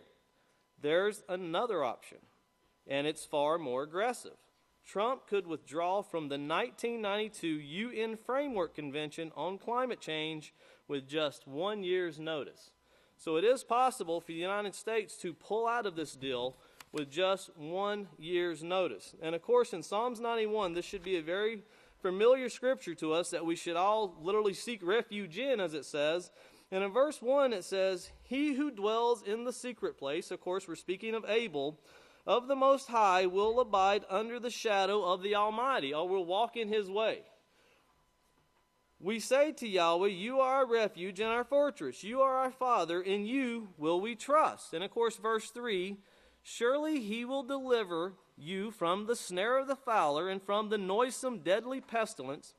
He will cover you with his feathers, under his wings you trust. Of course, that is his talit, and his truth will be your shield and buckler. Of course, we know that Yahweh's law is the truth. 613 laws. And keep in mind, this is something that should never leave our mind. Even in the very elementary parts of the peaceful solution, you are taught that the keeping of rules keeps you safe. Rules keep you safe. When you break the rules, you lose safety. Keep that in mind. These rules keep us safe. And of course, you're kept safe here at this house of protection where these rules are taught. Praise Yahweh. Now, notice verse 5. It says, you will not be afraid of the terror of night, nor of the arrow that flies by day, nor the pestilence that walks in darkness, nor the destruction that wastes at noonday. 1,000 will fall at your side, and 10,000 at your right hand, but notice, it will not come near you. Only with your eyes you will look and will see the reward of the wicked. Now, of course, that's what we do with the news every Sabbath. We see with our eyes without having to endure these things. And it says, because you have made, that means you have to choose, because you have made Yahweh your refuge, because you have made the Most High your house, the house of Yahweh, no evil will befall you, nor will any plagues come near your dwelling. Now, that's if you choose to keep these rules of safety, these laws that keep us safe. And in verse 11 it says, for he will give his Malachim charge concerning you to protect you in all your ways. And remember Revelations 22, where Yeshua says, I have sent my Malach to testify of these things. So to remember, to get these rules in our mind, we have to do that through either the seeing or the hearing of these rules, the preaching and the publishing of these rules. And of course, they keep us safe. And it's important that we understand it's not a magical thing to be here and nothing touches you. It's the actual choice and the putting to work the teachings that cause us to fall in the shadow of the Most High, to become Yahweh, be like Yahweh, just as our teacher is doing, and walk in that way. That is where our safety and our refuge comes from. And of course, for us, it starts with our teacher, Yisrael Hawkins, who is like Yahweh. And look over to Proverbs chapter 3 on page 498. Proverbs chapter 3 on page 498 and verse 18. And remember, we're told to honor our mother and our father, that our days may be long upon the earth. And of course, we realize that is talking about our physical mothers and fathers. We're not to dishonor them, but we're also to honor Yahweh, who is our father, and of course the house of Yahweh, who is our mother, spiritual mother. And in verse 18 of chapter 3 of Proverbs, it says, she is a tree of life to those who embrace her. Now, of course, this house of Yahweh is the tree of life. It's the tree that was from the beginning with Adam and Eve in the midst of the garden. It was the house of Yahweh that was this tree of life. Blessed are those who hold fast to her. Notice it's not those who find and go there and leave. It's blessed are those who hold fast. In other words, you have to grab a hold of it like we used to say, like a bulldog. Don't let go. Hold on to everything that it has. And you may be thinking, what does this have to do with an article about Donald Trump and a climate agreement? It's not a secret that the climate agreement is a depopulation agreement. That was made clear when it was put into effect. The Vatican even pulled in the lead scientist that was over depopulation. We've showed that in the sanctuary before. Even someone with President Trump's mentality, when you have a major corporation and it starts to fail, you have to go through a restructuring process. What is the first thing you do when you restructure a major corporation? That's right, you fire them. You have to downsize. You have to lower your expenditures to maximize your profits. Think about that. Keep that in mind. And then think about, of course, Isaiah. Turn over to Isaiah chapter 59. Isaiah chapter 59. Because those who hold fast to the teachings that come forth from the one sent, the chosen branch, that's where it starts on this earth. It starts with the chosen branch, and of course it proceeds from there. And remember the stone of acquittal that was given to pastor. The stone of acquittal that was given to pastor. And don't forget that those who fall underneath him fall with him. You are tied with him. Where you see Israel, where you see the witness, you fall in that category. And in verse 21 of chapter 59 of Isaiah, it says, "As for me, this is my covenant with them, says Yahweh, my spirit which is upon you, namely my laws, which I have put in your mouths." Well, how can you have the laws of Yahweh put in your mouth? It's through the teachings of the words that come from the mouth of Yisrael Hawkins, right? They come through his mouth into our ears, and then they can leave from our mouths. Otherwise, we don't even know how to teach them.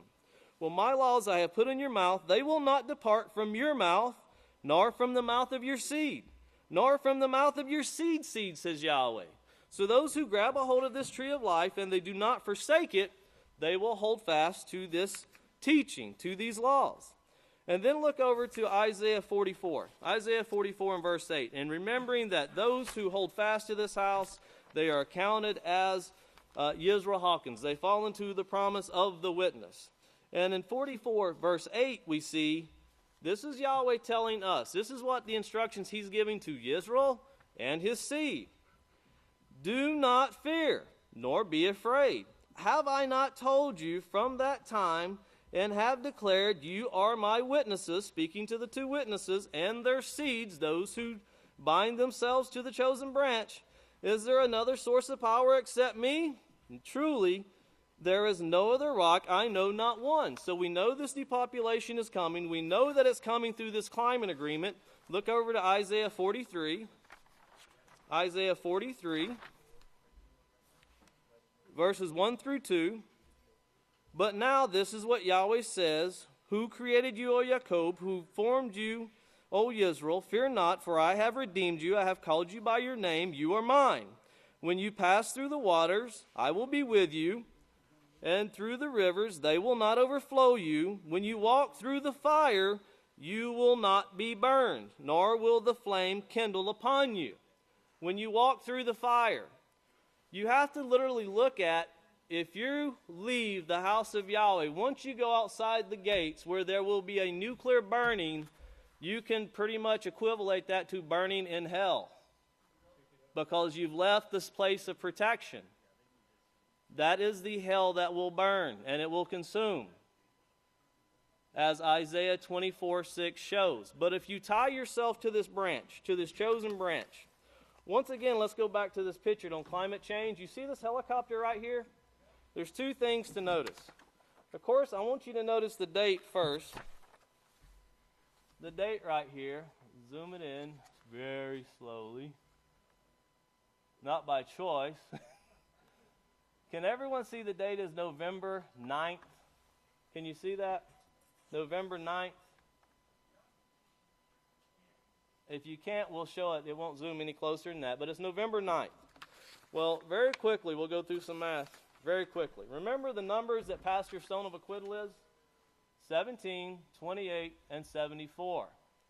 Well, if you add those together, you have 11-9, or 119, or November 9th. Now, of course, Yahweh says that those who tether themselves to this choicest branch will fall underneath the same thing that Yisrael Hawkins falls underneath. You will be part of this acquittal. You will be delivered because you walk in the shadow of the Almighty, as Psalm says. And remember what we started with by saying the peaceful solution teaches, as does the House of Yahweh, that rules keep us safe. Rules keep us safe. Now, what are the odds? You see this helicopter right here once again? This is a Navy helicopter, and of course you can't see it in this picture, but I'll show you another one. They're all identified with numbers. All helicopters, they have a number that identifies them, just like a car would have a tag. Well, there's the number on this one, and I'll show it to you a little closer. That's the number on the helicopter. Now, keep this in mind. These rules keep us safe. If you tether yourself to the chosen branch, you will be delivered. Only the wicked will fall.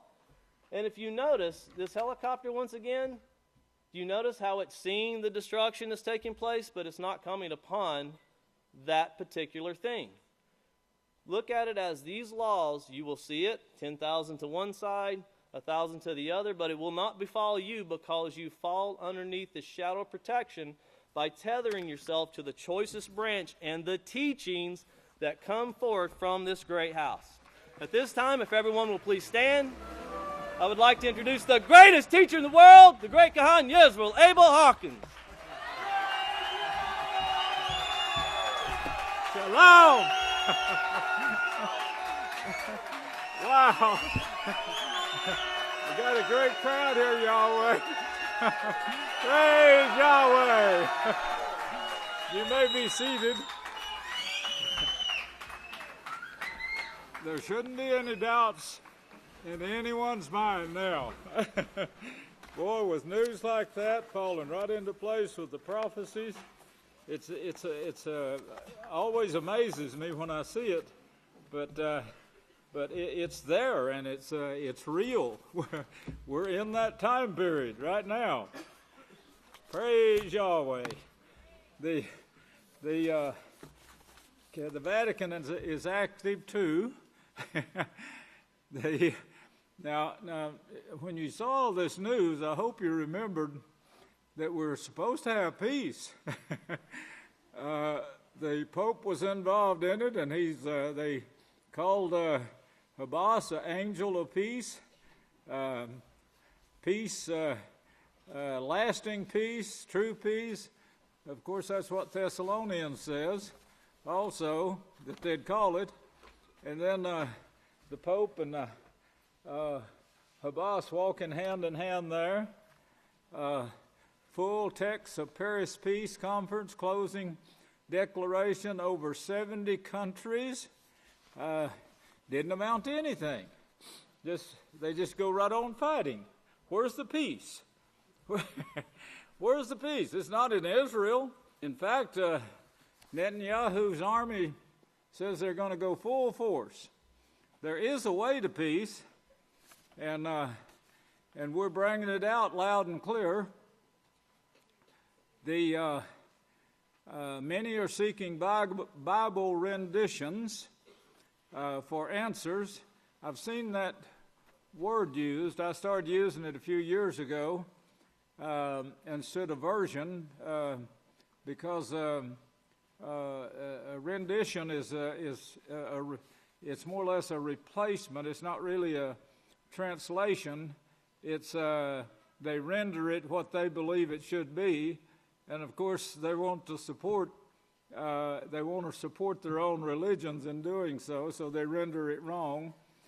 But this is a news article that we put out this week, and let me see if I got the right one. Yeah, here it is. This is, many are seeking Bible renditions for answers, but Yisrael Hawkins says there is only one true source of knowledge. That is really going well. If I could get a up-to-date on it right now, this was early this morning, but it was up to 69,000 news medias running that article this morning. That's kind of a record breaker, and it's going up rapidly. The Yisrael Hawkins refutes accusations and proclaims message of peace in new posts this week is up to 190,000, which is it's still climbing, by the way. The peace that we're supposed to have, of course, they're announcing it.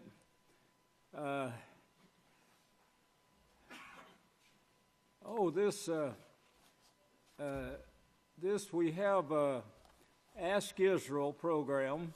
Now, this is on Google. This is a different program than Yisrael Says, but you can type in any question, and Google has taken all of our books and put them in, and you can ask it any question and ask Google and ask this program any question. You can do that with your telephone or your computer at home.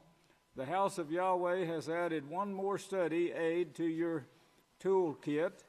In addition to the Yisrael Says program, there is now Ask Yisrael, all one word, .com. This new search tool is powered by Google and allows you to search through the books, booklets, blog posts,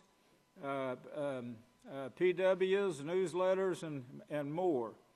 Just go to AskIsrael.com and begin your search in a few seconds.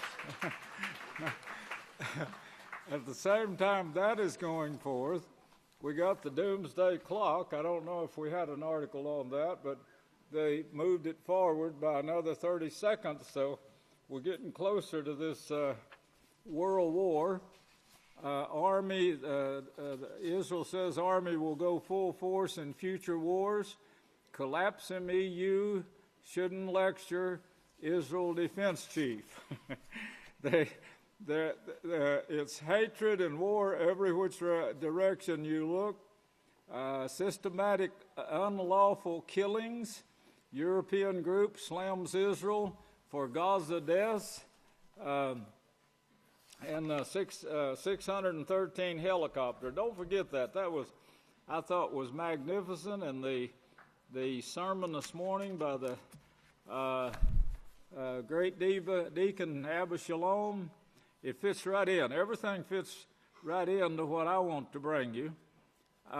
This article, we're taking names of those who fail to support U.S. Trump's new UN envoy warns. They're threatening the nations. For those that don't have our back or backing, we're taking names. We will make points to respond to that accordingly. Haley warned on Friday.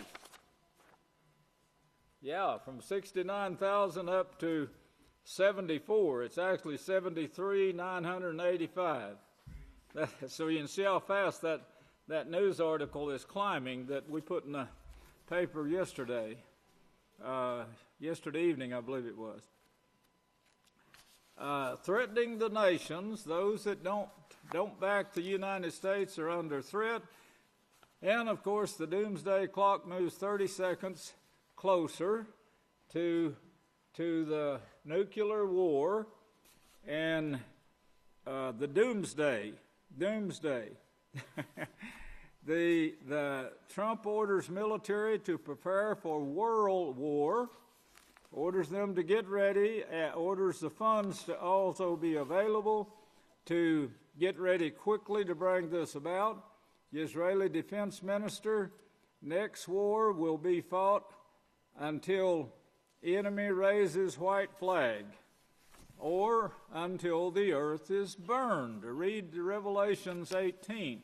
You're going to see that's going to last 1 hour, by the way. Pakistan and India enter a war of nuclear missile tests.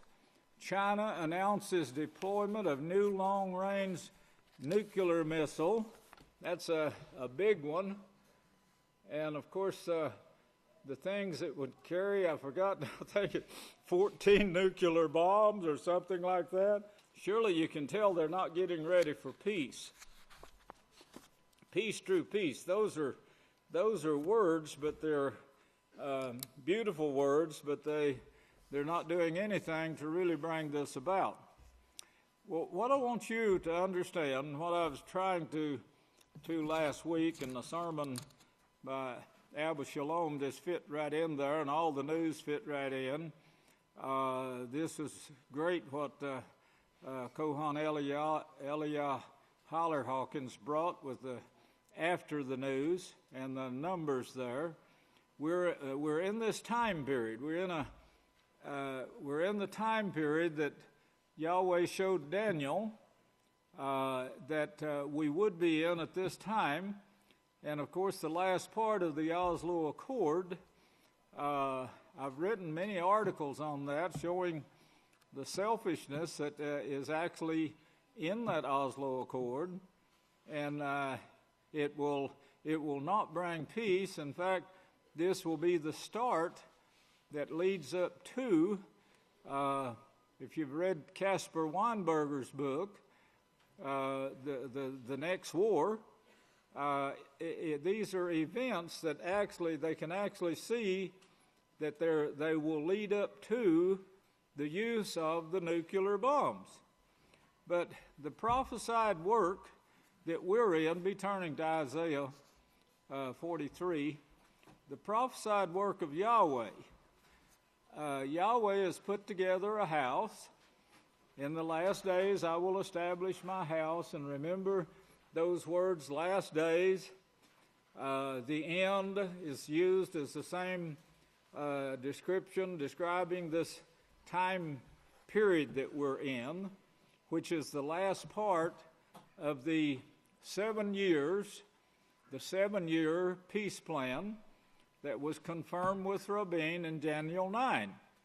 And of course, the last part of that was Yahweh showed would be shut down in the midst, which it was. It was confirmed by Clinton, Arafat, and of course many. That word Rabin, that's what it means, many. He will confirm with many, the King James Version said, but the actual Hebrew word there was Rabin. And Rabin was actually the one it was confirmed with. Then Yahweh showed it would be in action for 3.5 years, then be shut down, meaning 3.5 years would be left. And that last 3.5 years, you got to remember, it's going to be cut short, really short, because otherwise Yahweh could not save his own house. So he is the one that's going to cut it short to keep all flesh from being destroyed, as the Savior said in Matthew 24, verses 21 and 22. In Isaiah 43, this is us. And Yahweh is speaking here about his last days' work and the last days' witnesses, the 2 witnesses that was promised way back in Genesis. Remember, Yahweh gave his work to Adam, and he said, guard and keep. That was his orders. Guard and keep this way. Well, of course, Adam didn't do it. Yahweh had a long-range plan when he gave this to mankind, knowing full well that mankind was made subject to vanity and easily persuaded. So he, in his long-range plan, after giving this to Adam, he actually allowed the evil to take place, to be nourished and spread. And that's what he's done. And then in Daniel, well, before that, even in Deuteronomy, up until, he uses the word until. Genesis 49 uses the word until certain things take place. And then Yahweh says the governments, what is left of the governments after the great burning, that's all going to be given to the saints of Yahweh. Now that's given in many different places. Daniel shows it, but Genesis 49 also showed it before Daniel did. In Isaiah 43, he starts off saying, but now this is what Yahweh says, who created you, O Jacob, And he who formed you, O Israel, you could preach several sermons on that word formed there if you just wanted to write it down and study it. But it took about 6,000 years. Yes, it did. It took about 6,000 years of the planting of genes from Adam on down to the ends of the earth, as Yahweh called it, where he would take his last days work from the ends of the earth. And of course, if you get the picture there, he's talking about, the actual plan of the earth, the reason the earth was created. And of course, when Satan and her gods, who hadn't turned evil but did turn evil shortly after, they all sang for joy at that time, till they found out that the earth was going to be given and all authority given to mankind. and of course, this is where Satan turned against Yahweh, and the gods, of course, had already proved they couldn't handle the job that he had given them. But he told Adam, guard and keep this way. Now, of course, we've been training for a few years here, but before we were born, Yahweh was actually calculating and designing that certain genes, certain characteristics be put in certain genes that would come down to our generation and be taken from the ends of the earth, where a woman would nourish and teach and bring up a child to bring this message today. If you just look at all the planning there and that ends of the earth, and see what Yahweh's actually saying to you. To you. He's saying to you, and the ones he is calling, he says, their names are written in a book, the Lamb's book of life, actually. The Lamb was also prophesied in that Genesis 49. You got to remember these things now. I'm repeating them because I want to get to a certain place to where you got to have this information in order to understand what I want to bring to you today. But the ends of the earth was in the beginning when Yahweh, that was his plan. The end of that is at the ends of the earth. But it started with the breeding that started with Adam and Eve, and then came down to Abraham and the 12 tribes, who this is the family that Yahweh chose to deal with, to bring forth the Savior, Yeshua Messiah, the branch, and the donkeys, as shown in Genesis 49:10.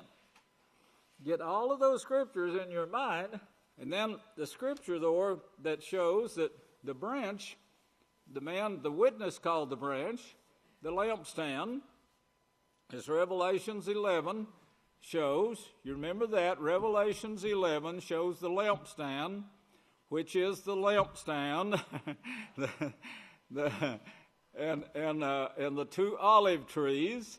That's Revelations 11, and it's referring to the lampstand and the olive trees, previously prophesied in Zechariah, the 6th chapter, where it shows Genesis 49:10 coming into action, the prophecy being fulfilled.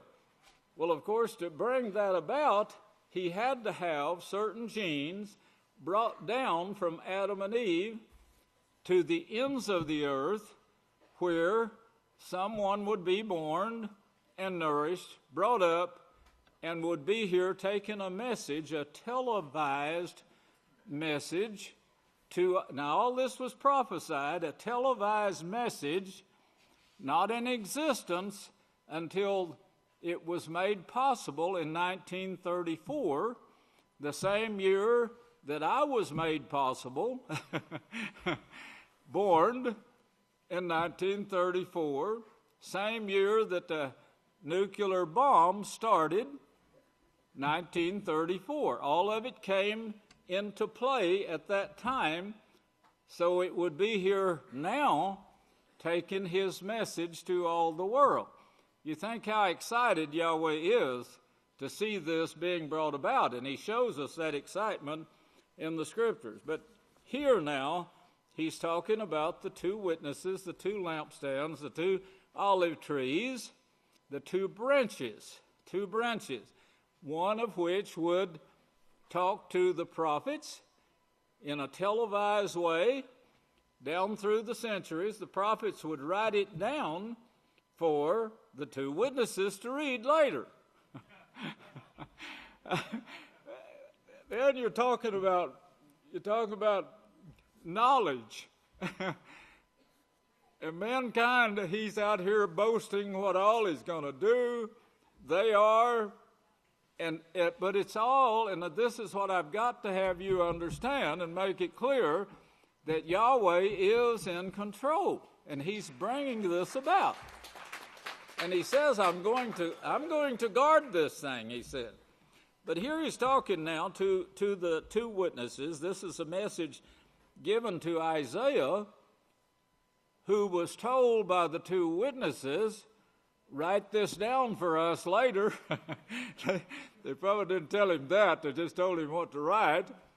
And he wrote it for us. He and Daniel and Zechariah and even Yochanan, the disciple. They all wrote this by instruction of the beginning prophesied people that would do this work in this time period. That's the great, in 10 words or less, this great plan of Yahweh. And he says here then, speaking to these two witnesses, but now, this is what Yahweh says. Who created you, Jacob? Speaking about my brother, Jacob, not the Jacob, the heads of Jacob who did evil all the way down to us and still doing evil, sitting on the 7 hills of Rome. But he's speaking to two brothers here that he reveals later in the next chapter as being brothers. Jacob and he who formed, but now this is what Yahweh says, who created you, O Jacob, and he who formed you, Yisrael, formed you to do this work. Verse 2, when you pass through the waters, if you know this word waters, Yahweh gives you a certain definition of that waters. And look for it. Remember this. And does it compare? And you read that two waters. Well, the waters is multitudes, nations, and tongues that Satan is forming along with this work, because her hope is still her and the God's hope. The actual original sons of Yahweh is shown in Eob, by Eob. It would be well worth your while to really study that book. I'll show you why you really need to study it, not just read it. I'll show you why here, hopefully, in this sermon. But the waters are multitudes, nations, and tongues. I will be with you, and through the rivers they will not overflow you. When you go through these waters, I will be with you. Yahweh says, I will be with you. Get that? He's not just talking to me. He's talking to, in the last days, I will establish my house. House of Yahweh. By starting with the branch, but it's the house of Yahweh here that he's actually speaking to. House of Yahweh, when you walk through the waters, when you pass through the waters, that is multitudes, nations, and tongues, like we're doing right now. We're taking this to the whole world right now. It's available throughout the whole world. I will be with you, and through the rivers, these rivers, they will not overflow you. When you walk, that word walk there is actually work. The word actually means work. It means to teach. It means to carry, to bring out. And of course, if you put this together, the meaning of this word with what our jobs are to do, like in chapter 11 of Revelations, that was the first thing I noticed when the King James Version made out like that the two witnesses were dead. First off, is blowing fire out their nose and mouth. They really painted a great picture there for anyone, all the disbelievers. But I noticed that they'll be taking people out of that time period. The worst time period on the face of the earth is shown in Revelations 11. And I noticed that in the King James Version before the Book of Yahweh was even made available. And I said, how could they be dead yet and here working, taking people out of these nations and multitudes and tongues? But that was no mistranslation. That was actually right. And this is some of the things that we were working on after I'd known David Werner for a few years. We kind of formed a study and a straighten out system that where we was working on the King James Version, and Yahweh brought many other elders into this later, and it's grown to what it is today. And of course, the Book of Yahweh was made available, which it had to be. Yahweh said it would be, and made available and brought into the work and by the House of Yahweh, and still being produced in our own printing shop. All of this stuff was formed by Yahweh. All of it was in his plan to do this work today. Even this great complication of taking a televised picture of me like Daniel saw to begin with back then, but it wasn't made available by mankind or to mankind until in the 40s. I think about 1941 or something like that, when the televisions were invented. And of course, plans were also made, as you saw in that year, 1947. I would have been 13 years old when Satan started again making plans to destroy me, to destroy you, the house of Yahweh. So Yahweh is here now, assuring you this is not going to take place. He's walking as when you walk, when you work, when you teach. That's, one of the greatest things, the greatest joys that I get now, today, is seeing Isaiah 44 concerning our children, and Yael chapter 2 concerning our children, my children by my seed or by my teaching. You're all my children, and I see y'all teaching and overcoming.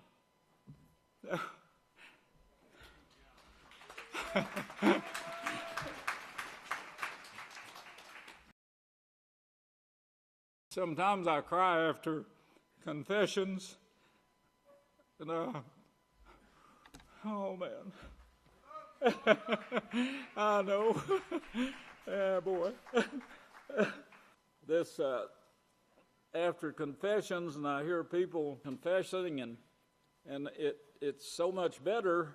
I'll show you in a little bit, because it's so much better than it was in the days of Eob, because his sons and daughters weren't showing the repentance and conversion, but we're seeing repentance and conversion. Confession, repentance, and conversion. And this is what makes it great. And they're willing, to stand up to the world, to whatever they have to do, and already taken that stand. Well, when you walk through these multitudes, nations, and tongues, taking people, teaching, carrying, leading out, through the fires, this fire is going to burn the earth in 1 hour, get rid of all the wicked. The wicked is bringing this on themselves. We have nothing to do with that. The only thing we have to do with it is to warn them before it takes place and then witness what occurs to them because they won't repent of sin and won't turn to Yahweh, because that's the only peaceful solution. This hypocrisy that the Vatican is bringing forth now, pretending they're going to bring peace, they couldn't care less about peace. Doesn't seem like from their action, because the very things they're wanting to put forth is not. It won't bring peace. Netanyahu was right. He saw that it wouldn't bring peace. It's going to bring destruction, and he shut it down. Well, now the Pope is back at it again. The Vatican is. They got their new plans made and to bring this through again. And, of course, we know that it's going to produce war. That's what Revelation shows. Well, fire, you will not be burned. House of Yahweh, you will not be burned. To get that. Nor will the flame kindle upon you. So this is nuclear war now that we're getting ready for right now. The whole world's getting ready for it.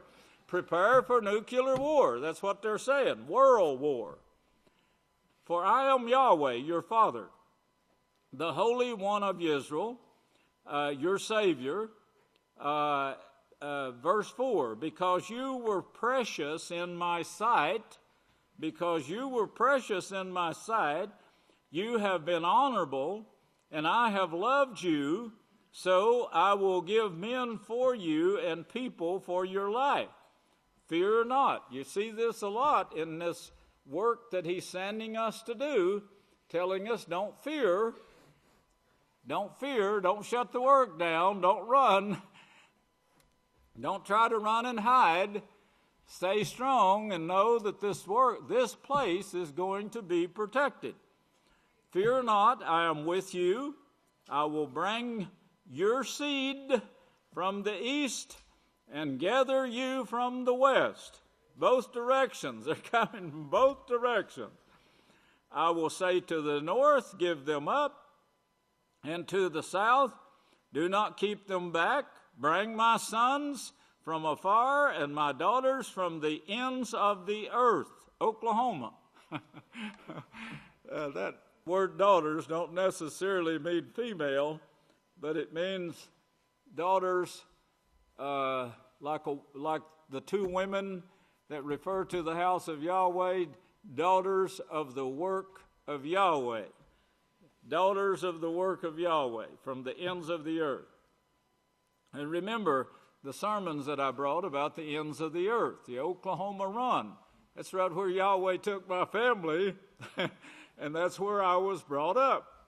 Right where the last parts of the earth was being taken.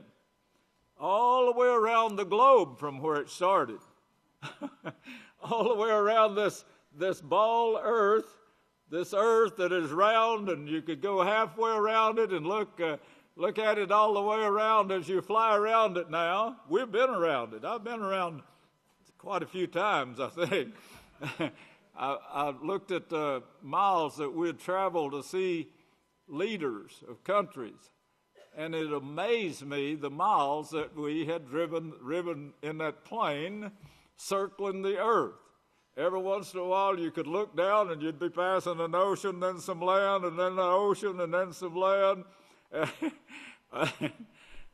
Amazing. Yahweh has brought you to the ends of the earth, bringing you from the ends of the earth. That is the teaching that he had planned way back in Genesis. Remember that now. And the person, you get that? Prophesied in Genesis 49. 49:10. The branch.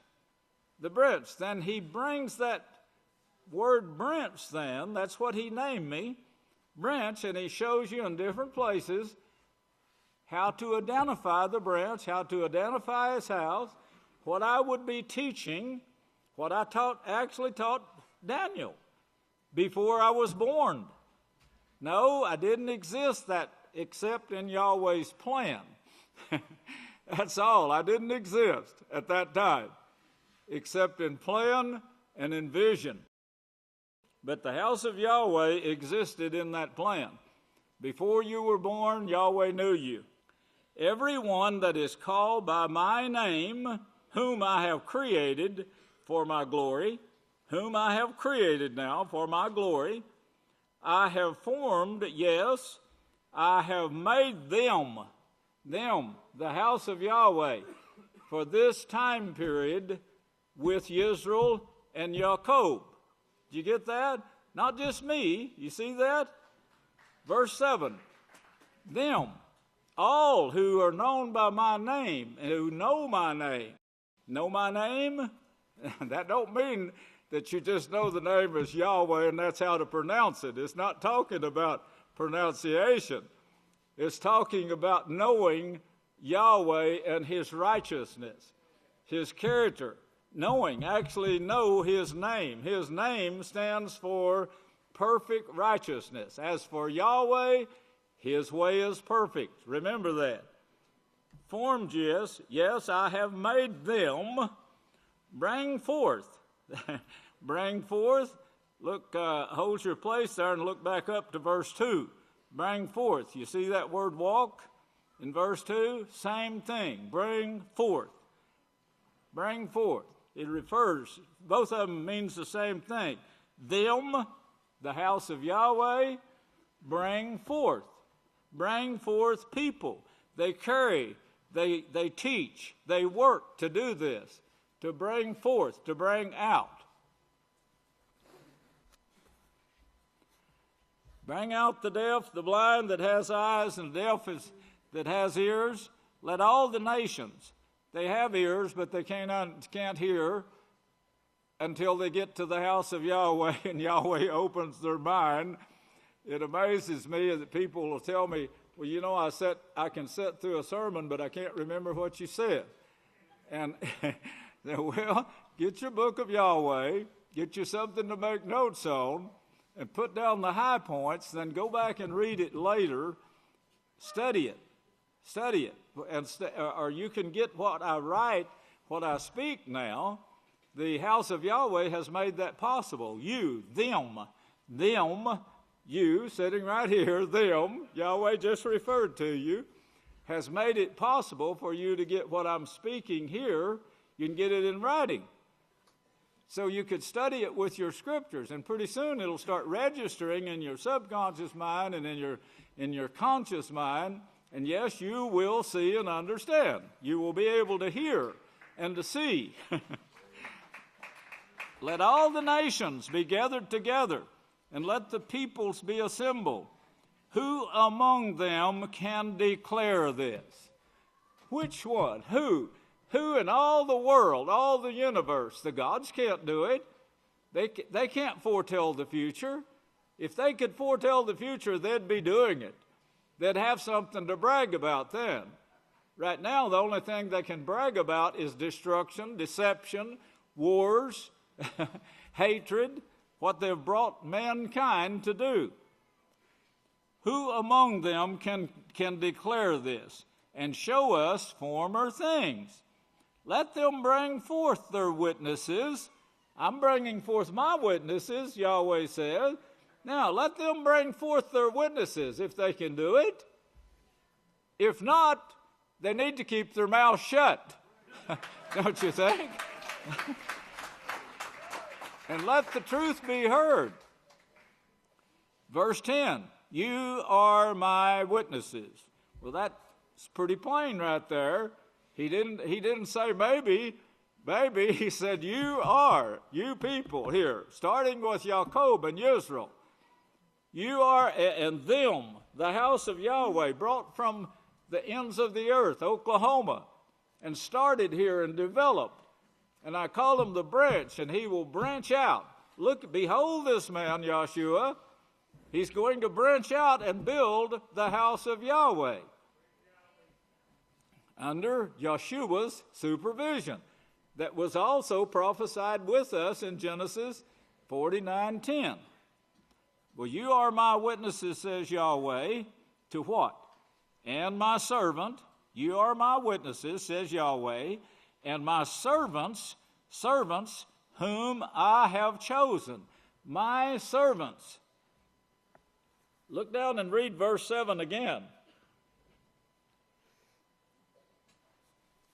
Everyone that is called with my name, whom I have created for my glory, I have formed, yes, I have made them. I have made you, I've formed you. Here is where he forms you, right up here. In this brain and then in your heart. Those two things Yahweh uses to form you to loving him and keeping his laws, statutes, and judgments. I have chosen, let's see, you are my witnesses, says Yahweh, and my servants whom I have chosen, so you may know and believe me and understand that I am he. Before me there was no God. Before me there was no God. Even the King James Version has that right. Before me there was no God formed. You got this? Everybody pay attention to this, because I know you're not going to understand it. I'll make you understand it if you'll just listen to me. Before me there was no God formed, and after me, you see that? Well, Yahweh has always existed, so there's nothing. There couldn't be anything before him. He's always been there. You see what he said? But yet he says, before me. The words are used here, before me. And after me, does that mean he's going to die? No. He's going to be forever. The scripture plainly shows that. So how do you figure that out?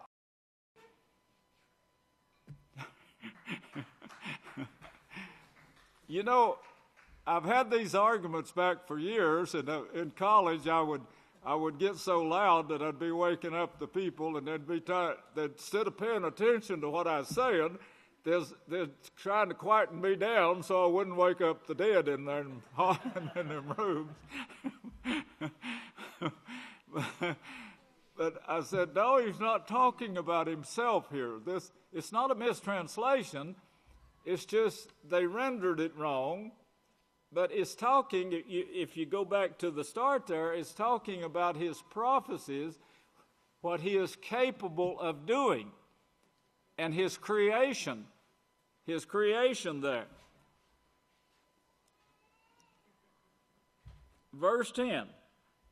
This verse is speaking of Yahweh. You need to write this down in your Book of Yahweh, because you'll be using it. You'll get to it, and then you won't remember what I said. But if take a time after you get home and write down what I said. But down at the bottom, I've got written in my brand new Book of Yahweh that's got the BYs all the way through it. This verse is speaking of Yahweh's ability to create and to foretell. That's what he's talking about here. So when they got here, the translators, not having the understanding that Yahweh gives to his people today, they put before and after Yahweh, as if something was occurring out there before Yahweh was. Yahweh has always existed. That's impossible. The scripture shows that. And he will always be here. It's impossible to be after him. No, he's not going to die. Neither is his work. He is speaking, I just read it to you. This verse is speaking of Yahweh's ability to create and to foretell. These words refer to his creation and his foretelling. Before me, no gods created anything. That's what he's saying. Before me, no gods created anything. If you read it and study it, you'll see what I'm saying is true. And after me, after my creation, he's saying, after my creation, there shall be no other class of beings formed. After my creation. You see that? It's the only thing that makes sense. Let's see. Did we read verse 12? No. Go back up to verse 11 now. I, even I, am Yahweh, and beside me there is no Savior. I have declared, I have saved, I have showed, and no strange God is among you. You got to be witnesses to this. Read that again. I have declared, I have saved, and I have showed, and that and no strange God is among you. I've showed this to heaven and to earth. Therefore, you are my witnesses. There's no strange gods among you. Otherwise, if you were worshiping gods, if you were making yourself like gods, you wouldn't belong to Yahweh. You'd belong to Satan, the devil. And Yahweh has proved there's no gods. You're not worshiping gods. You're not serving gods. You run from the gods. Therefore, you are my witnesses, says Yahweh, that I am Yahweh. Behold, I will do a new thing now, verse 19. Behold, I will do a new thing. Now it will spring forth. Will you not know it? Yes, he shows you what you're going to do. I will even make a way in the wilderness and rivers in the desert. Of course, you know that, and you're standing on it and all. I won't go any further with it. But you belong to Yahweh, and that's what he's telling you in this chapter here. You belong to Yahweh. You don't belong to Satan. Look over to Romans 6, and this makes it perfectly clear if you'll just take it to heart what he's saying here. Romans 6:16. And remember what you just read. You're witnesses that there is no God. There wasn't before Yahweh formed. Before Yahweh formed the earth, there was no gods. Before he created mankind, before he formed us. Us that are sitting here now, that is the finishing of his house. We're the last that's going to be first to receive the authority again. The authority that was offered to Adam, and he blew it. Authority to guard and keep his way. His way is perfect righteousness. And that's the only thing that's ever going to bring peace. And you're going to bring it. You're it. And he's with you. He's with you too. He's going to be with us always now. He's never going to leave us. Verse 16. Do you not know that to whom you yield yourselves servants to obey, his servants you are to whom you obey, whether of sin, which leads to death, sin leads to death, or obedience, which leads to Yahweh or righteousness. Both words mean the same thing, Yahweh or righteousness. And if you go on over, I know I'm out of time, but you got to get this all together in your mind here and keep it there. I haven't got to what I want to get to, but we'll get to it next week, Yahweh willing. 1 John 3:4. 1 John 3:4. And remember what you just read in Romans. And remember, Yahweh says, you belong to him. He formed you. He brought you here from the ends of the earth. That's how you got here. From the ends of the earth, a person was born who would be brought back to the original homestead of his dad and mother and uncles and so forth, brought back to this place that Yahweh protected for you. But he hid me and raised me and formed me so I could bring you here. You'd be brought from the ends of the earth, though not directly from the ends of the earth. That's like being brought from heaven. Yes, you're brought from heaven too. You're actually not physically brought from heaven, but this word comes down from Yahweh to me, who came from the ends of the earth, and I give it to you, bringing you. You're being brought from the ends of the earth to the house of Yahweh in the forest that Yahweh said would be ours. And this is where you are right now, doing the work of Yahweh, reaching out with television that wasn't invented until I think it came in use about 1941, the best I remember. No, maybe so, I don't know. But it's in that time period. So you belong to whom you obey.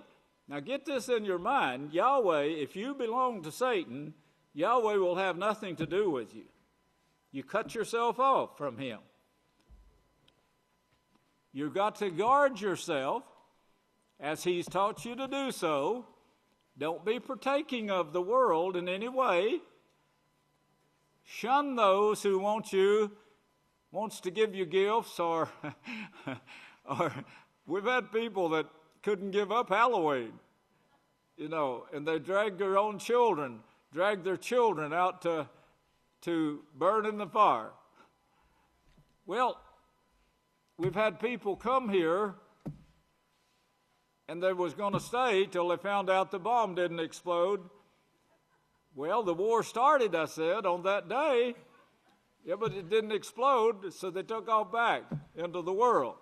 Well, that proved they loved God more than they loved Yahweh's righteousness. And Yeshua said their deeds are evil. That's the reason that they practice them. They love evil more than righteousness. Well, here now it shows you in no uncertain terms, whosoever commits sin or practices sin. That word commits actually means practices sin. Whoever practices trick-or-treating.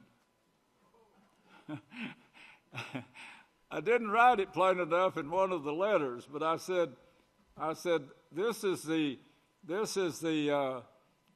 only reward you're going to get from the gods.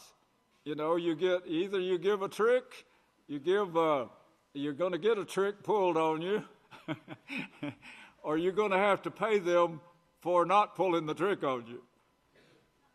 Well, that's the only reward, is that right there. Whosoever commits sin or practices sin transgresses Yahweh's law. For sin is the transgression of the law. Little children, verse 7, let no man deceive you otherwise now. You just read what sin is. Sin separates you from Yahweh. That's the reason Yeshua had to give his life to buy you back from Satan by paying your past sins. So prepare yourselves from the least to the greatest. Prepare yourselves to follow Yahweh perfectly. Little children, let no man deceive you, which this is the deception now that Satan has pulled from the days of Eve up until now. There had to be something to pull a group out of that. Noah was the only person that Yahweh set in his genes to be righteous. He formed Noah and that few people, that few in his family. The flood got the rest of them. Little children, let no man deceive you. He who practices righteousness is righteous. You're classified as righteous if you practice it. I don't mean you're perfectly practicing it, but you're practicing it and will become perfect if you'll keep it up. He who commits or practices sin is of the devil, and Yahweh will have nothing to do with people who practice sins. I'll show you that in Job. He who commits sin is of the devil, for the devil has sinned from the beginning. For this purpose the Son of Yahweh was manifest, that he might destroy the works of the devil. The works of the devil are plainly shown in Revelations 13, and you're fixing to see it go into full force, looks like, from what we're getting from the news. It's here, it's time, and you're going to see what takes place when this is forced. In verse 10 here, he says, in this, the children of Yahweh are manifest. The children of Yahweh and the children of the devil are made known. They're made known by what they practice. Hitler knew the children of Yahweh by what they practiced, and he killed everyone he could possibly kill. Somewhere around 6 million, they claim. Titus knew the same thing, and he tried to wipe them out, all of them. History says they killed about 3 million. Others say they killed a lot more than that, but he said 3 million. In this, the children of Yahweh and the children of the devil are made known, manifest. Whoever does not practice righteousness is not of Yahweh, nor does he love his neighbor. Yahweh's laws teach love. We love. We practice the laws that bring love, like don't steal, don't kill, don't murder, don't commit adultery, don't commit fornication. Practice it 24 hours a day, for this is the message that you heard from the beginning. Same message given to Adam and Eve, and Yahweh says, guard and keep this way. Now that's going to be given actual authority. It's going to be given unto us to guard this and keep this throughout all eternity. We're the ones that will be first to receive that authority that was offered to Adam and Eve. For this is the message you heard from the beginning. Not as Cain. Cain was a murderer. He cut himself off from Yahweh. I didn't get as far as I wanted to, but Yahweh willing, take up next week on this. And watch the news. Remember the news that was brought. We're not making this up. It's not fake news. This is the real thing you're seeing here. And the prophecies are being fulfilled at this time. And Yahweh's house is being formed. Yahweh's house is doing its work. Yahweh is with us as we're doing this work. It's going to get kind of shaky, but with what you know and determine in advance what you're going to do, you won't let anyone put fear in you. If you'll just keep these things in mind, their way is not going to last. Their way, they're going to kill themselves pretty rapidly. This is, it's already in the works, so it's not going to take a long time for this to take place. May Yahweh bless you, and I'll turn the service back to the next leader. I love you.